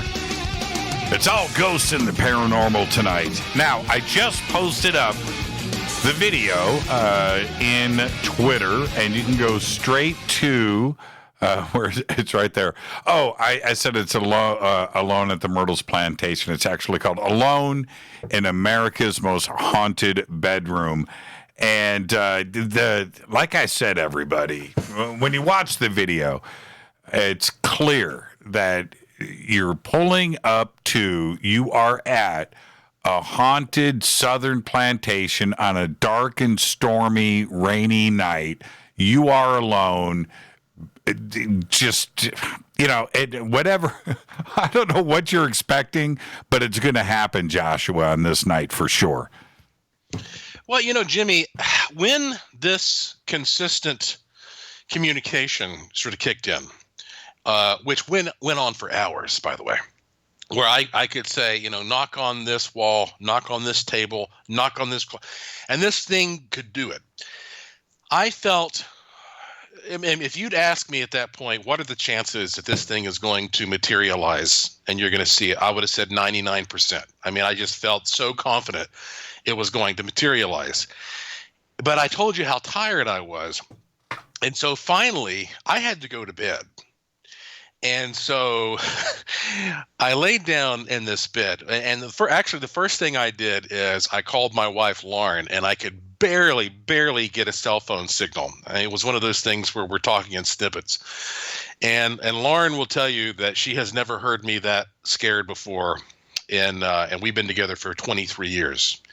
That I was, she could tell like Joshua was really not happy in this situation because, Jimmy, it's one thing when you're standing there with your video camera and your meter, but I don't want to wake up in the middle of the night with some apparition standing there next to my bed. That's where I draw the line. And I'd already gotten my plan. Just like the woman I was telling you about before, I thought, okay, if I wake up and this thing is standing there next to the bed, screw this, I'm out of here. I'm going to go to my car and I'm going to sleep in my car because you're never more vulnerable than, when you're lying there asleep. And I do know that some of these things will feed off of you. And I couldn't tell exactly what I was dealing with here.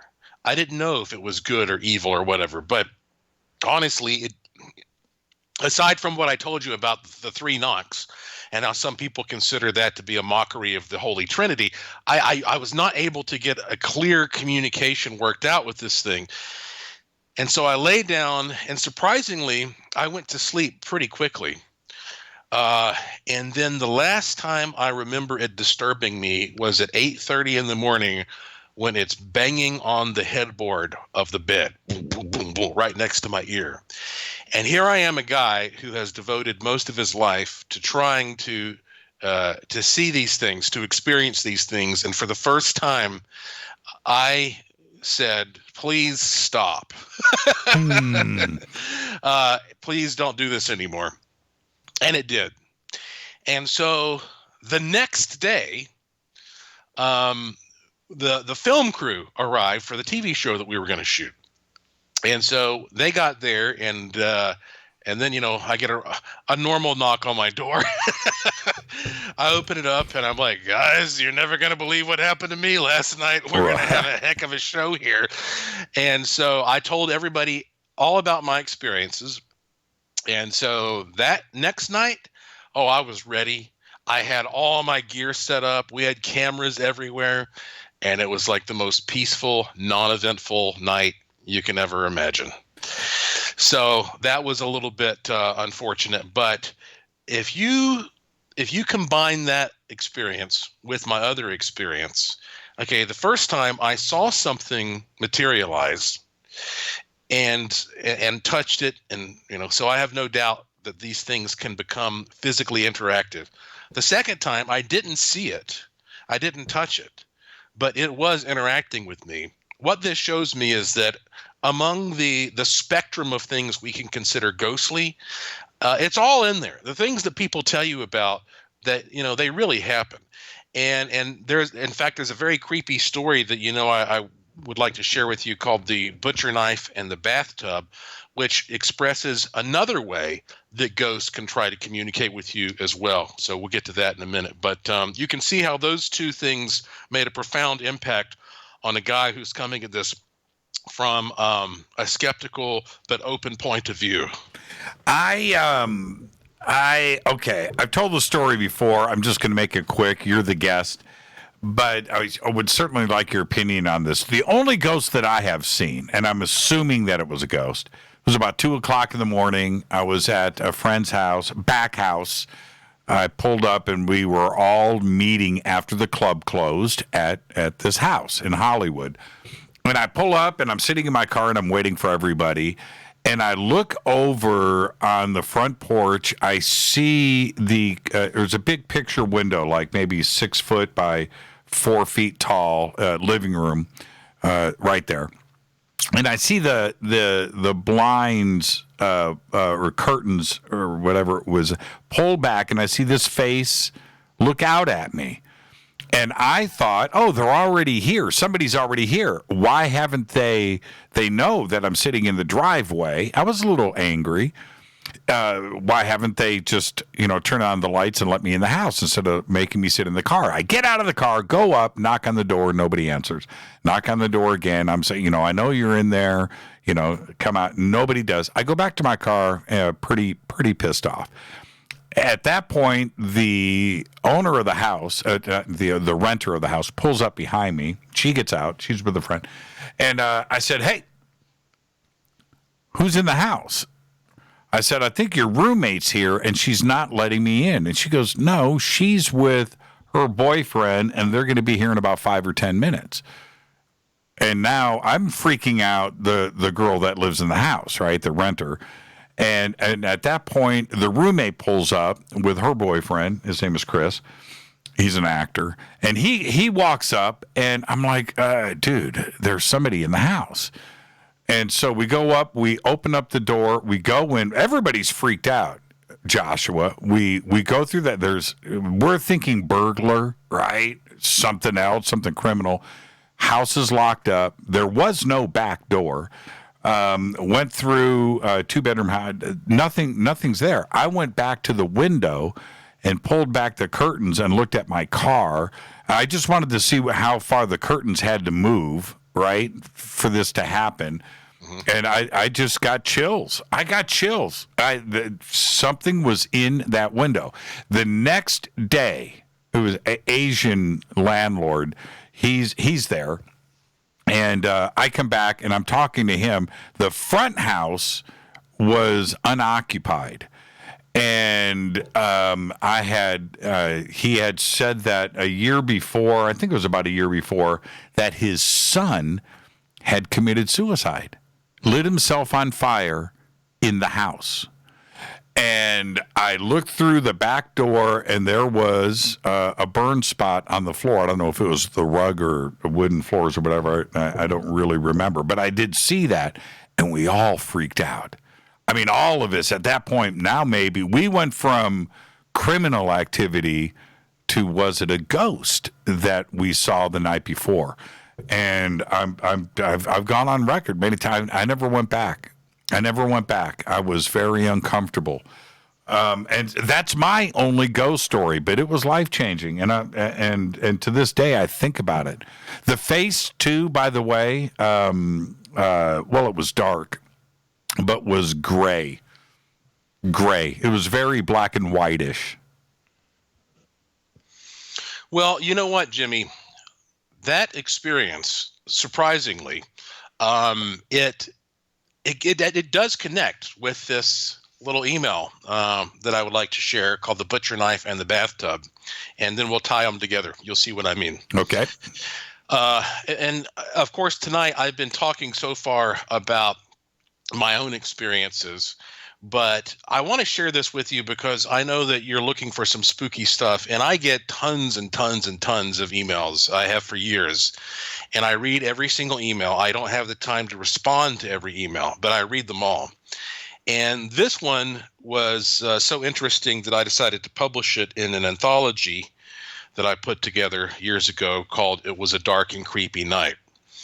And so this is fairly short, and I smoothed it up a little bit. But this was sent to me by a man named Thomas Glenn Kelly, who is a wholesaler. He was living in Minneapolis, Minnesota in 1997. And he said, and again, I'm just reading this verbatim here. In 1997, my girlfriend and I were renting a huge, beautiful old duplex in South Minneapolis. My girlfriend worked the night shift, 10 p.m. to 7 a.m. I would go to bed just after she left for work, and she would wake me in the morning when she returned home. One morning, she woke me up and asked me why there was a butcher knife in the bathtub. I told her I had no idea, and we laughed it off. A few weeks later, she woke me up and asked why the bone cutters were in the bathtub. Again, we laughed it off, as the kitchen was adjacent to the bathroom, and the butcher block knife holder was on the counter just outside the bathroom. A month or so later, a similar thing happened. My girlfriend asked why the bone cutters were in the bathroom sink. Oh. This odd occurrence continued throughout the 3 years we lived in the duplex. A total of probably 10 times, somehow in the night, kitchen cutlery ended up in the bathtub or the bathroom sink, and once in the toilet. Toward the end of our time there, twice the butcher knife was laying at the foot of our bed. During our last weekend in the duplex, we threw a party and invited the downstairs tenants. They were a couple who had lived in the building for years, and during the course of conversation and drinks, the subject of our landlord came up. We both went white when they informed us that in 1968, our landlord's mother had committed suicide in our unit, in the bathtub, with a butcher knife. No. And there's laws today. There's specific laws today that these things need to be revealed. But if that happened that far, then that story, you wouldn't have that disclosure necessarily, right? And so therefore, you're stuck for 3 years with this paranormal activity with no explanation. Had you been told this before you rented the house, right? It would have been a different situation. And how would you like to be the person who is on lockdown in that duplex as we speak, Jimmy? Right. You know, people don't think about that. It's a serious subject, though. I mean, there are people who do live in homes that are so haunted, it terrifies them, but they don't have the means to move. And we're going to have a lot of creepy stories, I'm sure, that come from this period of time when people are forced to primarily stay on their property and in their home. But of course, the common denominator between that story and your story is suicide. And so this, of course, makes us wonder about why it is that often we have people who commit suicide sticking around. Because obviously when you've got the butcher knife showing up in the in various parts of the bathroom there, that's not like some type of an imprint that's replaying identically. No, it's different. Sometimes it's, you know, in the bathroom, sometimes it's at the foot of the bed. So it gives you this impression that there is some kind of an active, unrestful, you know, restless spirit that's still there. And in your case, you know, who knows exactly what you saw, but I get the impression that it was an aware spirit that was poking its head through the curtain there. And so we have to ask ourselves, if we're going to analyze the behavior of spirits, why it is that we have so many more stories about people who committed suicide or people who were murderers or dark figures in some way that tend to stick around. And here is some food for thought. It may be that when you die, whether or not there is some God there at the end of the tunnel of light that is going to judge you, if you believe that that is a possibility and you feel guilty about what you've done, then you might take advantage of any opportunity you have to delay that interaction. So we know that we live in a world where suicide it's taboo, you know, and there are religions that say, hey, if you commit suicide, you can't go to heaven. I mean, that's a really powerful, damning message that people are given in some cases.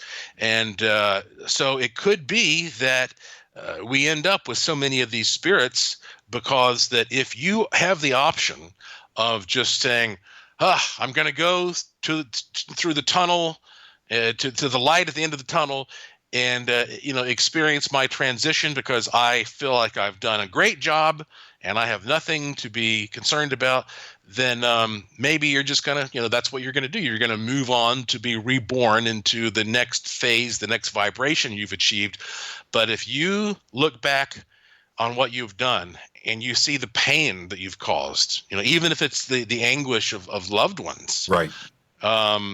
at your funeral or whatever, then that might, like I say, inspire you to sort of stay put where you are. And that is one possible explanation for why we have so many of these dreary spirits that stick around. Well, and we are all aware of, if for somebody to want to commit suicide and take their own life, they are in an emotional state, that is sad. They are in a very, very sad, the darkest depths of sadness, because that's why it happens. And you have that going on at the same time.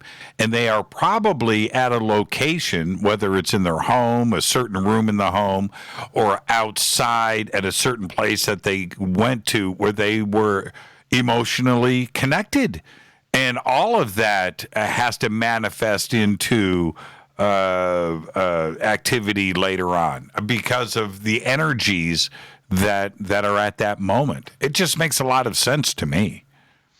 Well, also, we know that if we just accept what we're told by the physicist, space-time is a flexible thing, and it's relative. And so what I mean by that is we have, for example, in the Creepy Vegas Ghost and UFO show, a clip that was captured by Patrick Burke, who's a friend of mine who does investigations in the vicinity around Washington, D.C. and whatnot. And he captured what appears to be the imprint of a soldier at Gettysburg that is lifting its leg to go over a short wall that was there during the Battle of Gettysburg, but is no longer or was no longer there when he captured his footage. And that's why we believe this is an imprint, because that it's the figure is interacting with the environment as it was during the battle and not as it is today. But my point being, it could be that regardless of that particular one being an imprint, there may be spirits out there, entities as we'd call them, which means, an imprint is redundant and it's predictable and it does the same thing over and over like a recording. An entity is what I experienced at Myrtle's plantation, that is interactive, it's aware, it's unpredictable. It may be that there are entities out there that especially maybe died in the chaos of war. And it's hard for us to even imagine what it was like on a battlefield during the American Civil War when you can't hear anything. I mean, the first thing that happens is your eardrums are shot by all the cannon blasts. You can't really see anything because there's smoke all over the place. Right. It's hard to tell friend from foe.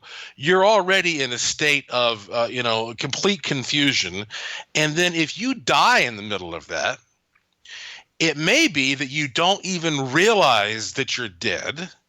And it could be that because space-time is a relative thing, that this 5 minutes that this individual is experiencing might be 150 years, might be 200 years.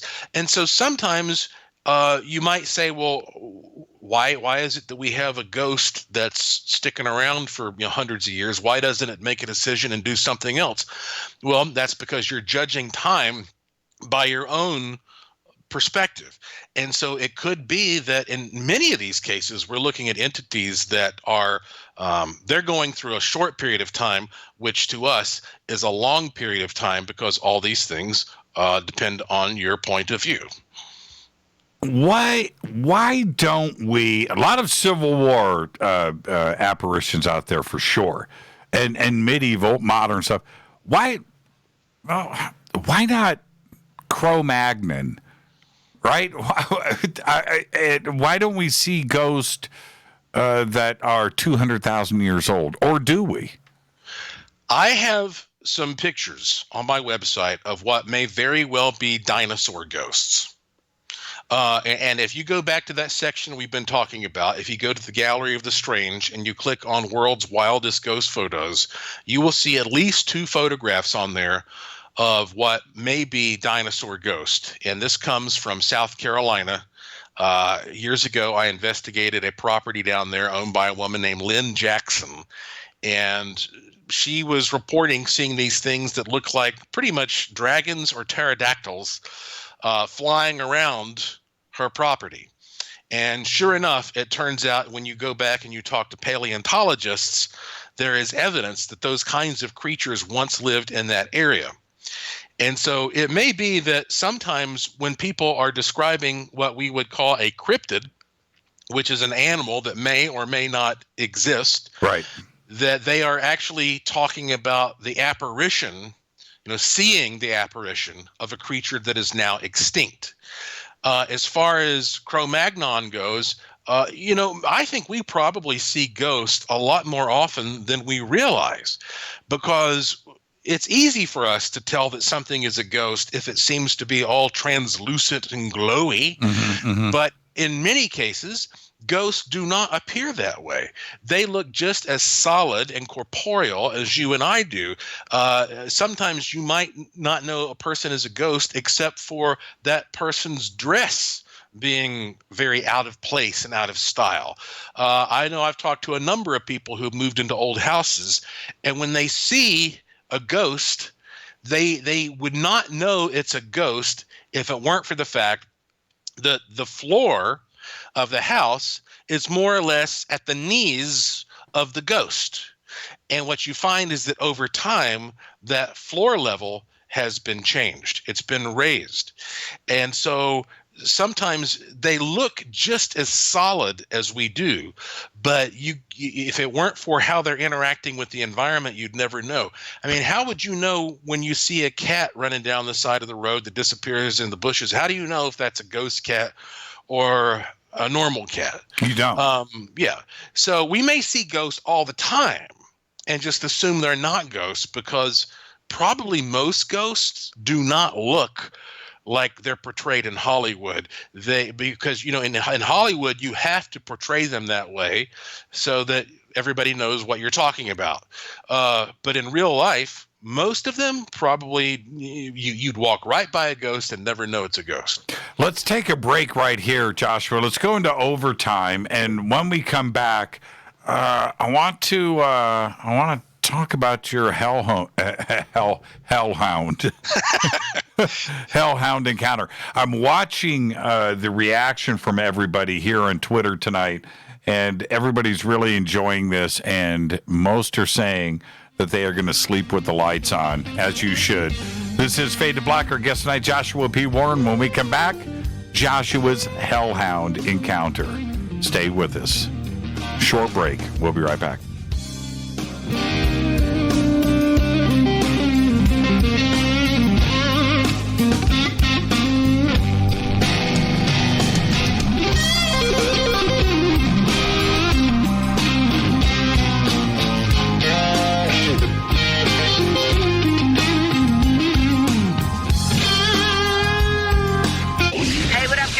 Vivica Fox here, and you are listening to my boy, Jimmy Church, on JimmyChurchRadio.com.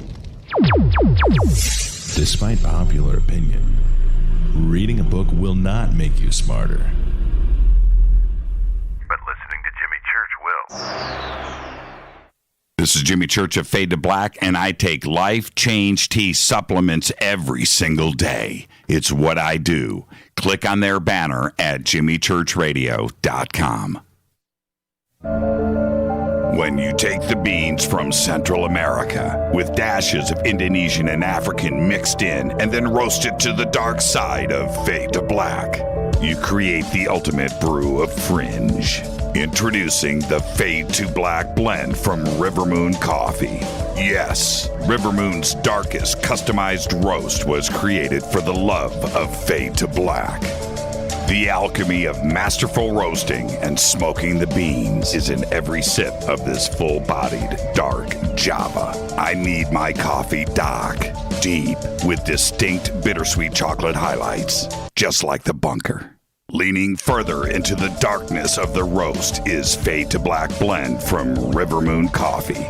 Just click on the banner at JimmyChurchRadio.com and use the promo code F2BBLEND for 15% off of your order today.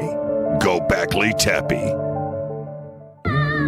Hello, my name is Billy Carson, and I am a best-selling author and the founder of ForbiddenKnowledge.tv. Together with my team, we have built an all-new conscious streaming TV platform designed with every family member in mind. If you have ever wanted to travel the world and attend lectures and workshops from your favorite speakers but weren't able to, look no further.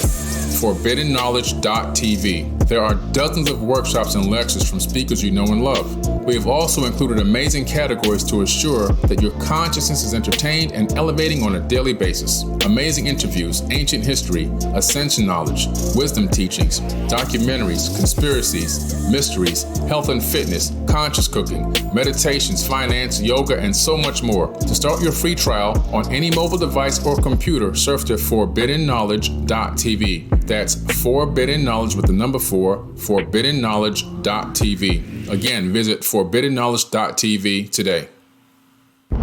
Are you intrigued by Paranormal Talk Radio? You'll love the new Paranormal Radio app from TalkStream Live. You'll find a great selection of talk shows covering UFOs, ghosts, strange phenomena, and much more. Download the Paranormal Radio app now and start listening to the very best in paranormal talk entertainment, including the network you're listening to right now, the Paranormal Radio app. Free in Google Play and the iOS App Store. Erica, Brittany, Gabby, and you're listening to JimmyChurchRadio.com. It's not a lifestyle we chose. We were born this way. KGRARadio.com.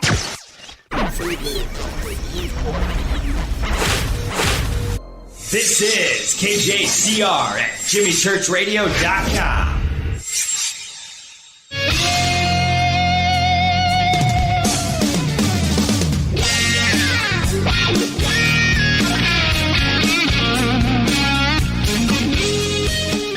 Welcome back. Fade to Black. I'm your host, Jimmy Church. Our guest tonight, Joshua P. Warren, heading into some overtime. I so needed this show tonight. I so needed this. Thank you so much, Joshua, for the disconnect or the connect, however you want to look at it. What a great conversation. And the Hellhound story. Now, I think all of us, I want your definition of Hellhound, because you can go all the way back to like the old blues singers and you know, Hellhound on My Trail, and the stories going back with folklore about it. Then we have like the Skinwalker Ranch Hellhound and these red-eyed, legless things bounding through the night, these apparitions. What's your definition of Hellhound? I wrote a book called Pet Ghosts, Animal Encounters from Beyond the Grave, and the name's a bit misleading. The publishers thought it would sell better if it was called Pet Ghost, but it goes beyond just dogs and cats. I talk about all forms of non-human apparitions, including insects and dinosaurs and cryptids and all that stuff. And I coined this term phantomals.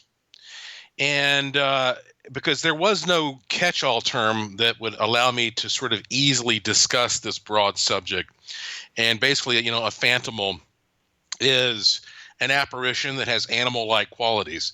And so a hellhound would be a phantomal with dog-like qualities that usually appears in some ominous fashion, but obviously transcends the norms of a biological average dog. Right. Got you. Yeah. I have a hellhound. His name is Teddy. He's a Portuguese water poodle. Oh, I'm so sorry. Yeah. He'll take you out, man. All 7 pounds of him. But, okay, what happened? What was your hellhound encounter? So there's a kicker to this story. But let me start, and this is not something I've talked about a lot because it's just so weird that it's one of those things that it just doesn't come up a lot. But so for, 15 years or whatever, I hosted this radio program that I created called Speaking of Strange for Clear Channel /iHeart. And it aired on News Radio 570 WWNC in Asheville, North Carolina. Was the #1 show in its market for a long time. And frankly, I could still be hosting it to this day if I wanted to. But among all people, or of all people, Jimmy, that doing a regular radio program on a schedule, I mean, like that rules your life. I mean, that's a commitment that you have to make, and I just didn't have enough time to continue doing that. So I now do a podcast called Joshua P. Warren Daily. You never know exactly when it's going to air, but it's short and it's free. And I hope any of your listeners who go to joshuapwarren.com will listen to the podcast. And the one I just recorded yesterday, I even give out a magical phrase that is supposed to create physical vitality and protection. So you never know what I'm going to get into. Well, I was hosting Speaking of Strange one night, and the show would end at midnight on Saturdays. We'd started about, 9 o'clock, 3-hour show.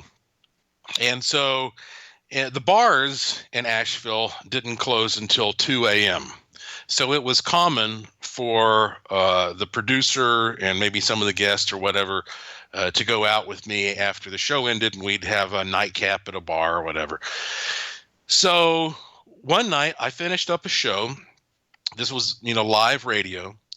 And after that, my producer was not able to come out, but there is a lady named Shelley Wright, who is a graduate of my course. I have a paranormal investigation course.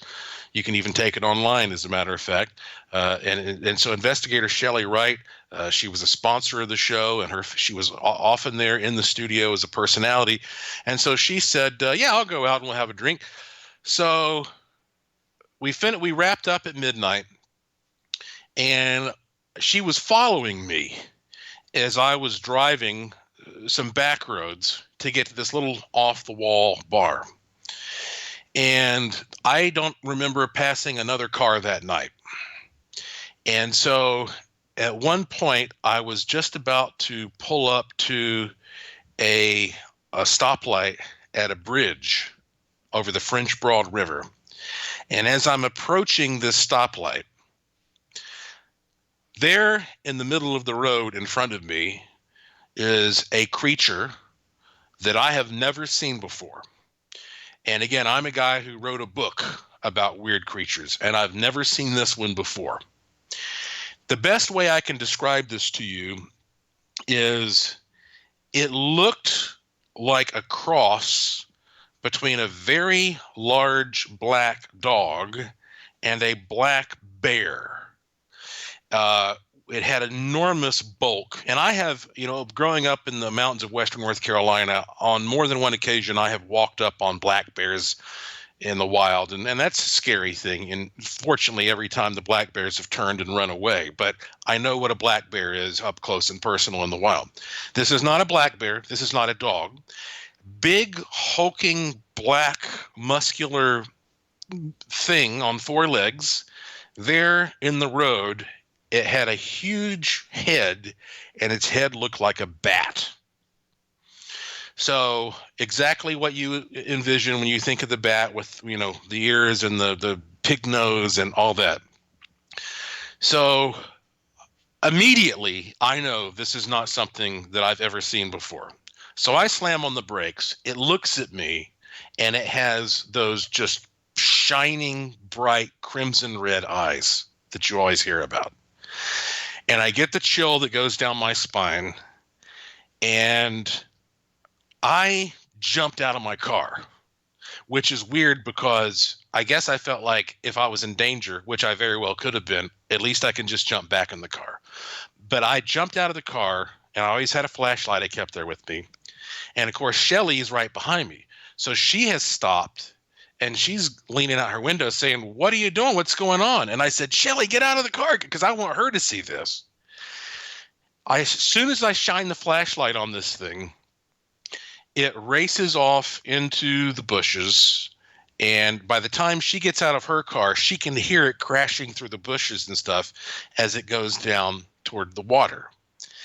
So I'm telling her there was some kind of creature here that I can only call a hellhound. And so we're shining the flashlights. We're waiting to see if we catch another glimpse of it.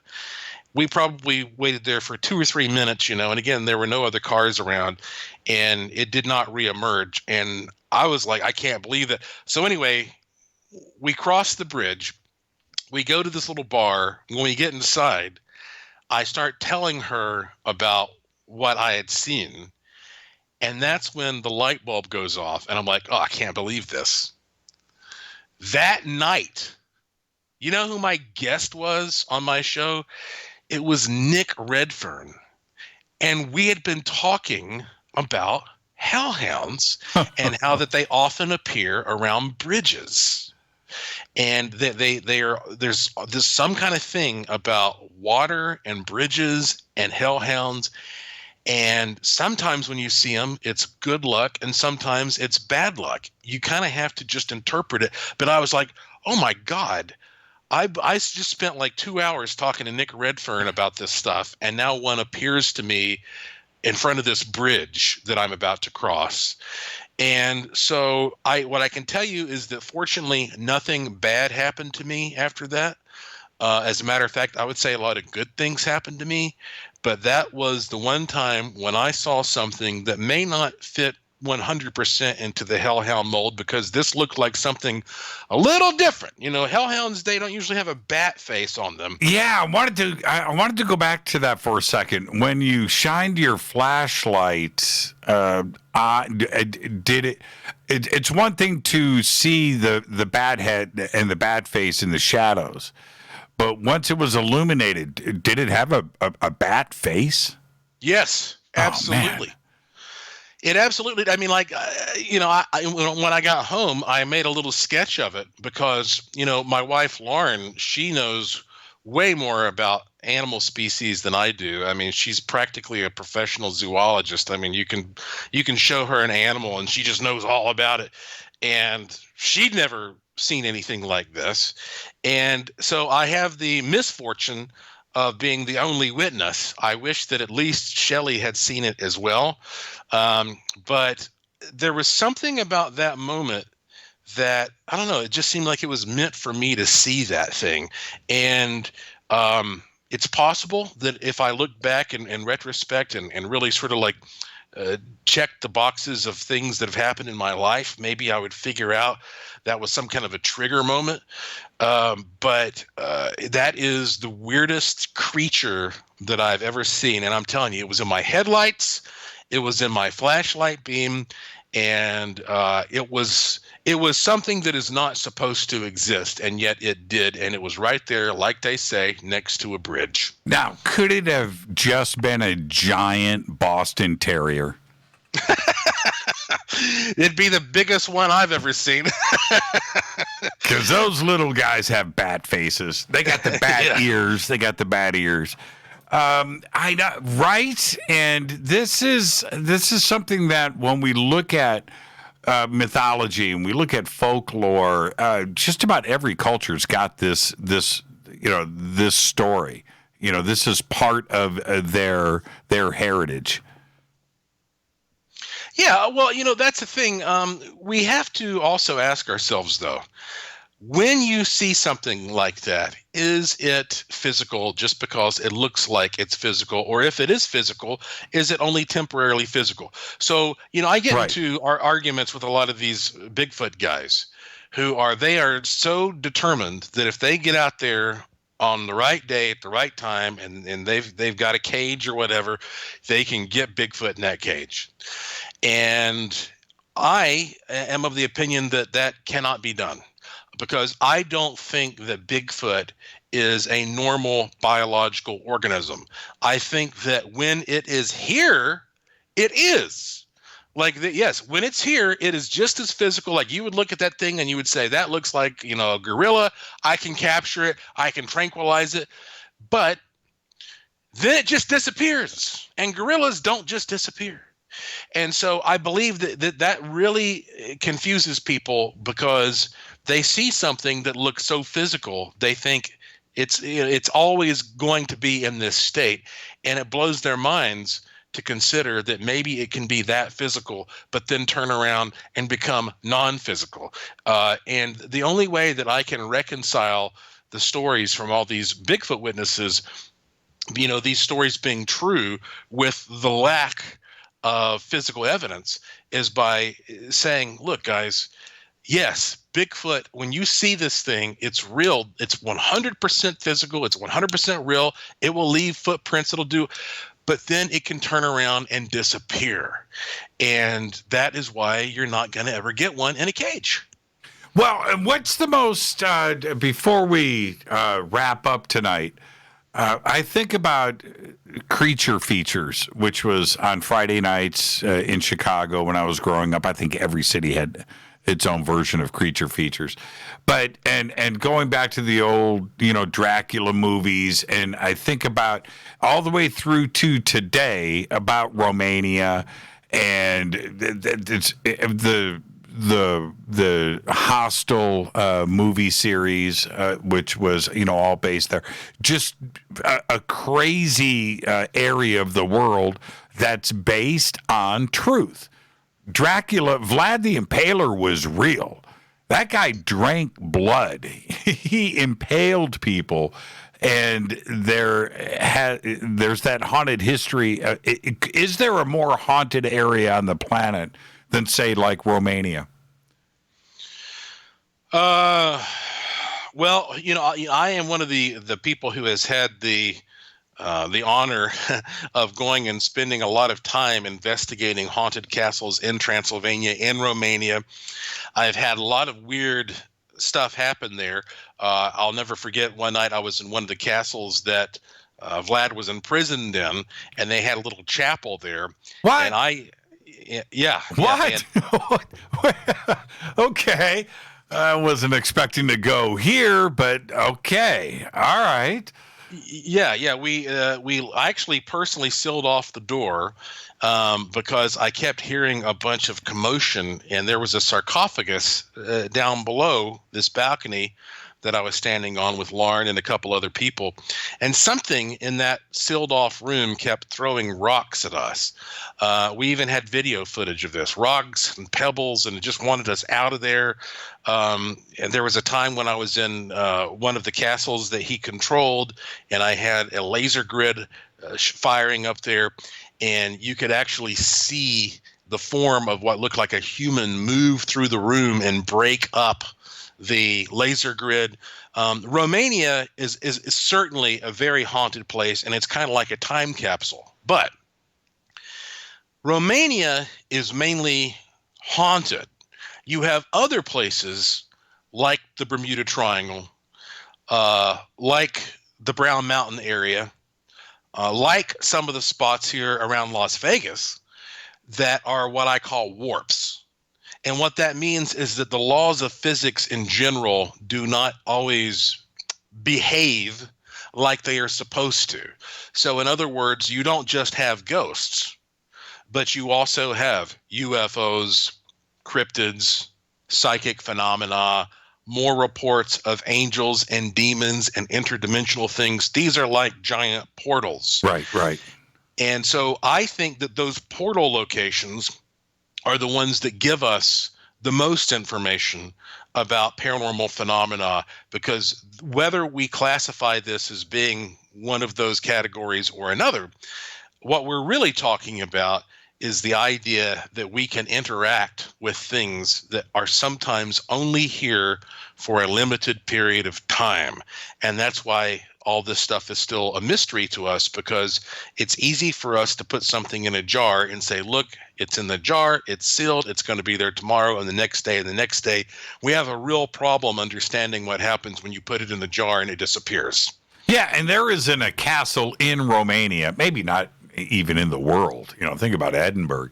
But there isn't a castle in Romania that hasn't been the subject of death and carnage and torture all over. That's why they are built. They're built for battle. And those battles were horrific. And the things that went on in the cellars there, they all had jails, like the one you were in, Vlad the Impaler, in a prison cell in the basement of a castle. That place is haunted. That place has got residual garbage all over it, doesn't it?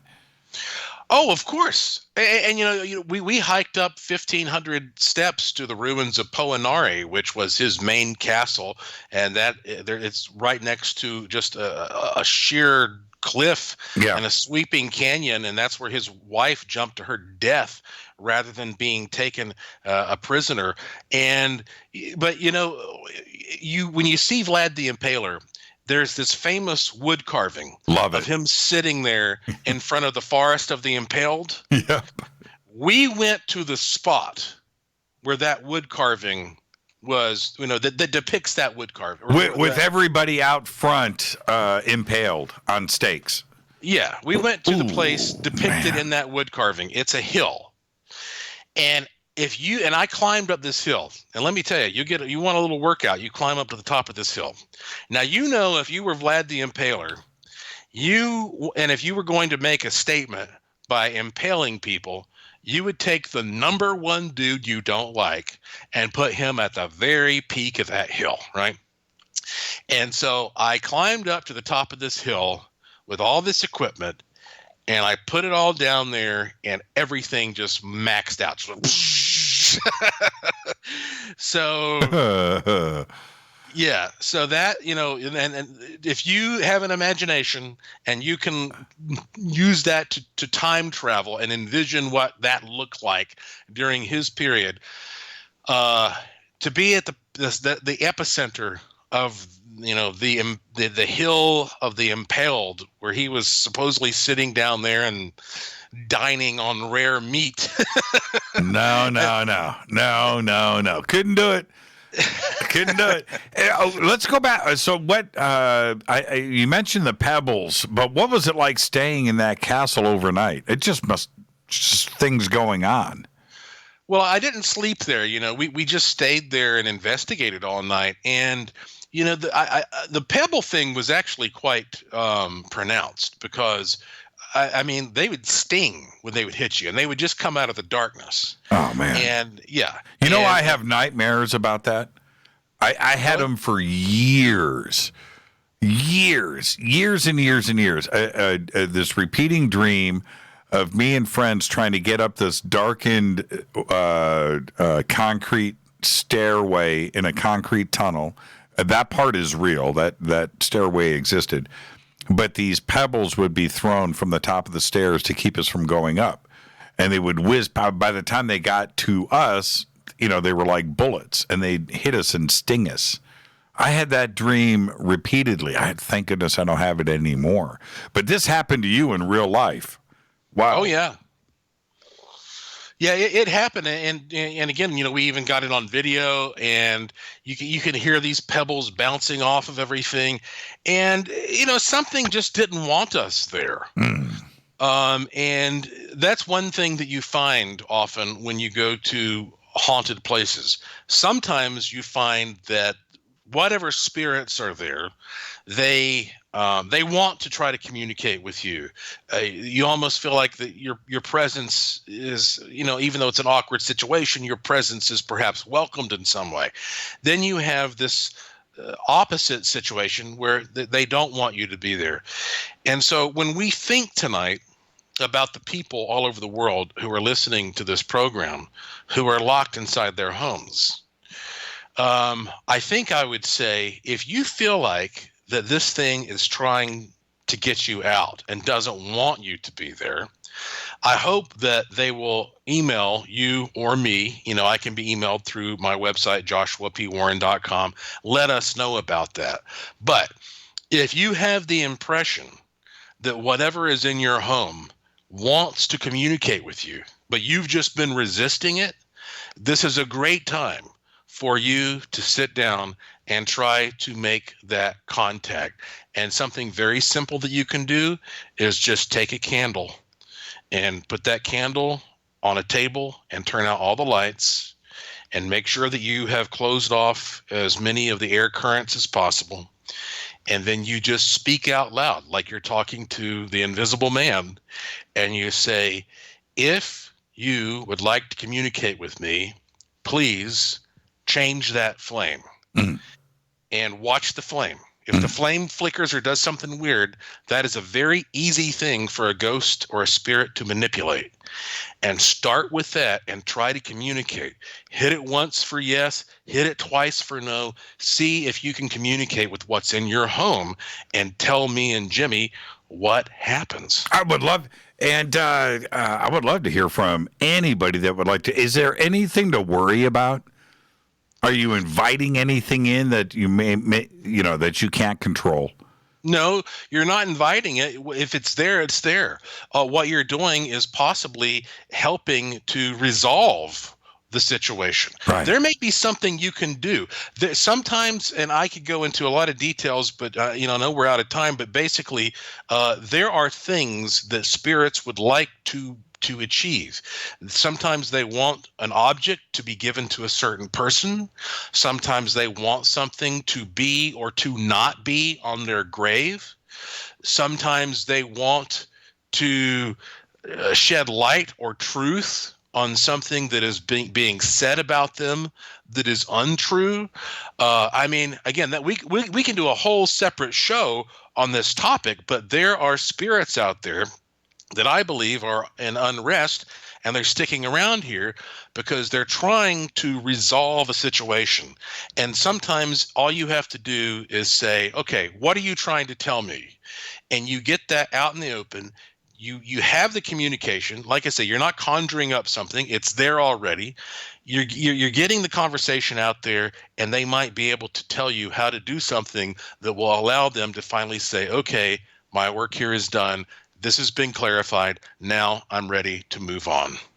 Is there, and we are out of time, but really quick, is there a way to, with the candle, maybe have a clear box around it? Not it has to have oxygen, nothing on the top, but to block any wind, to have it perfectly still, and then capture that on video. Is it okay with the spirits if we are videotaping this session? Yeah, it doesn't matter how. Yeah, I think that it's good to record it. Right. But the thing is, you want to use some common sense. So if you sit there and you watch the candle, and you can breathe and see what it looks like, you can see what currents you have coming in your house through your vents. Right. Rule all that stuff out. Use common sense. It's fine to videotape it, but you should be able to detect the difference. But don't make it hard for them. The idea is that a candle flame is a plasma. And we know that plasmas are very, very receptive to spiritual energies. It's an easy thing for them to move, and it's something that everybody has on hand. So that's what you need to do. You'll figure out really quickly if this is something normal or if this is something paranormal happening. I want to thank you for sharing that with us. I want to try it myself. Very, very. Joshua, what a great show tonight. Thank you so much. Well, thank you, Jimmy, and I'm glad that we're moving forward and we're taking people's minds into a new paradigm, because that's what is important for us all to do. So thank you again for having me on your show. Yeah, thank you. And again, JoshuaPWarren.com is the website. The links are over at JimmyChurchRadio.com. All of Joshua's information, and including the Haunted Las Vegas show, and when it will fire up again, is over on his website. Thank you so much, Joshua. Give our best to Lauren. It's great to sit down and have a scary conversation with you. I really enjoyed it. It's always fun, Jimmy. We go in all directions. Joshua P. Warren. Thank you, Joshua. Have a great night.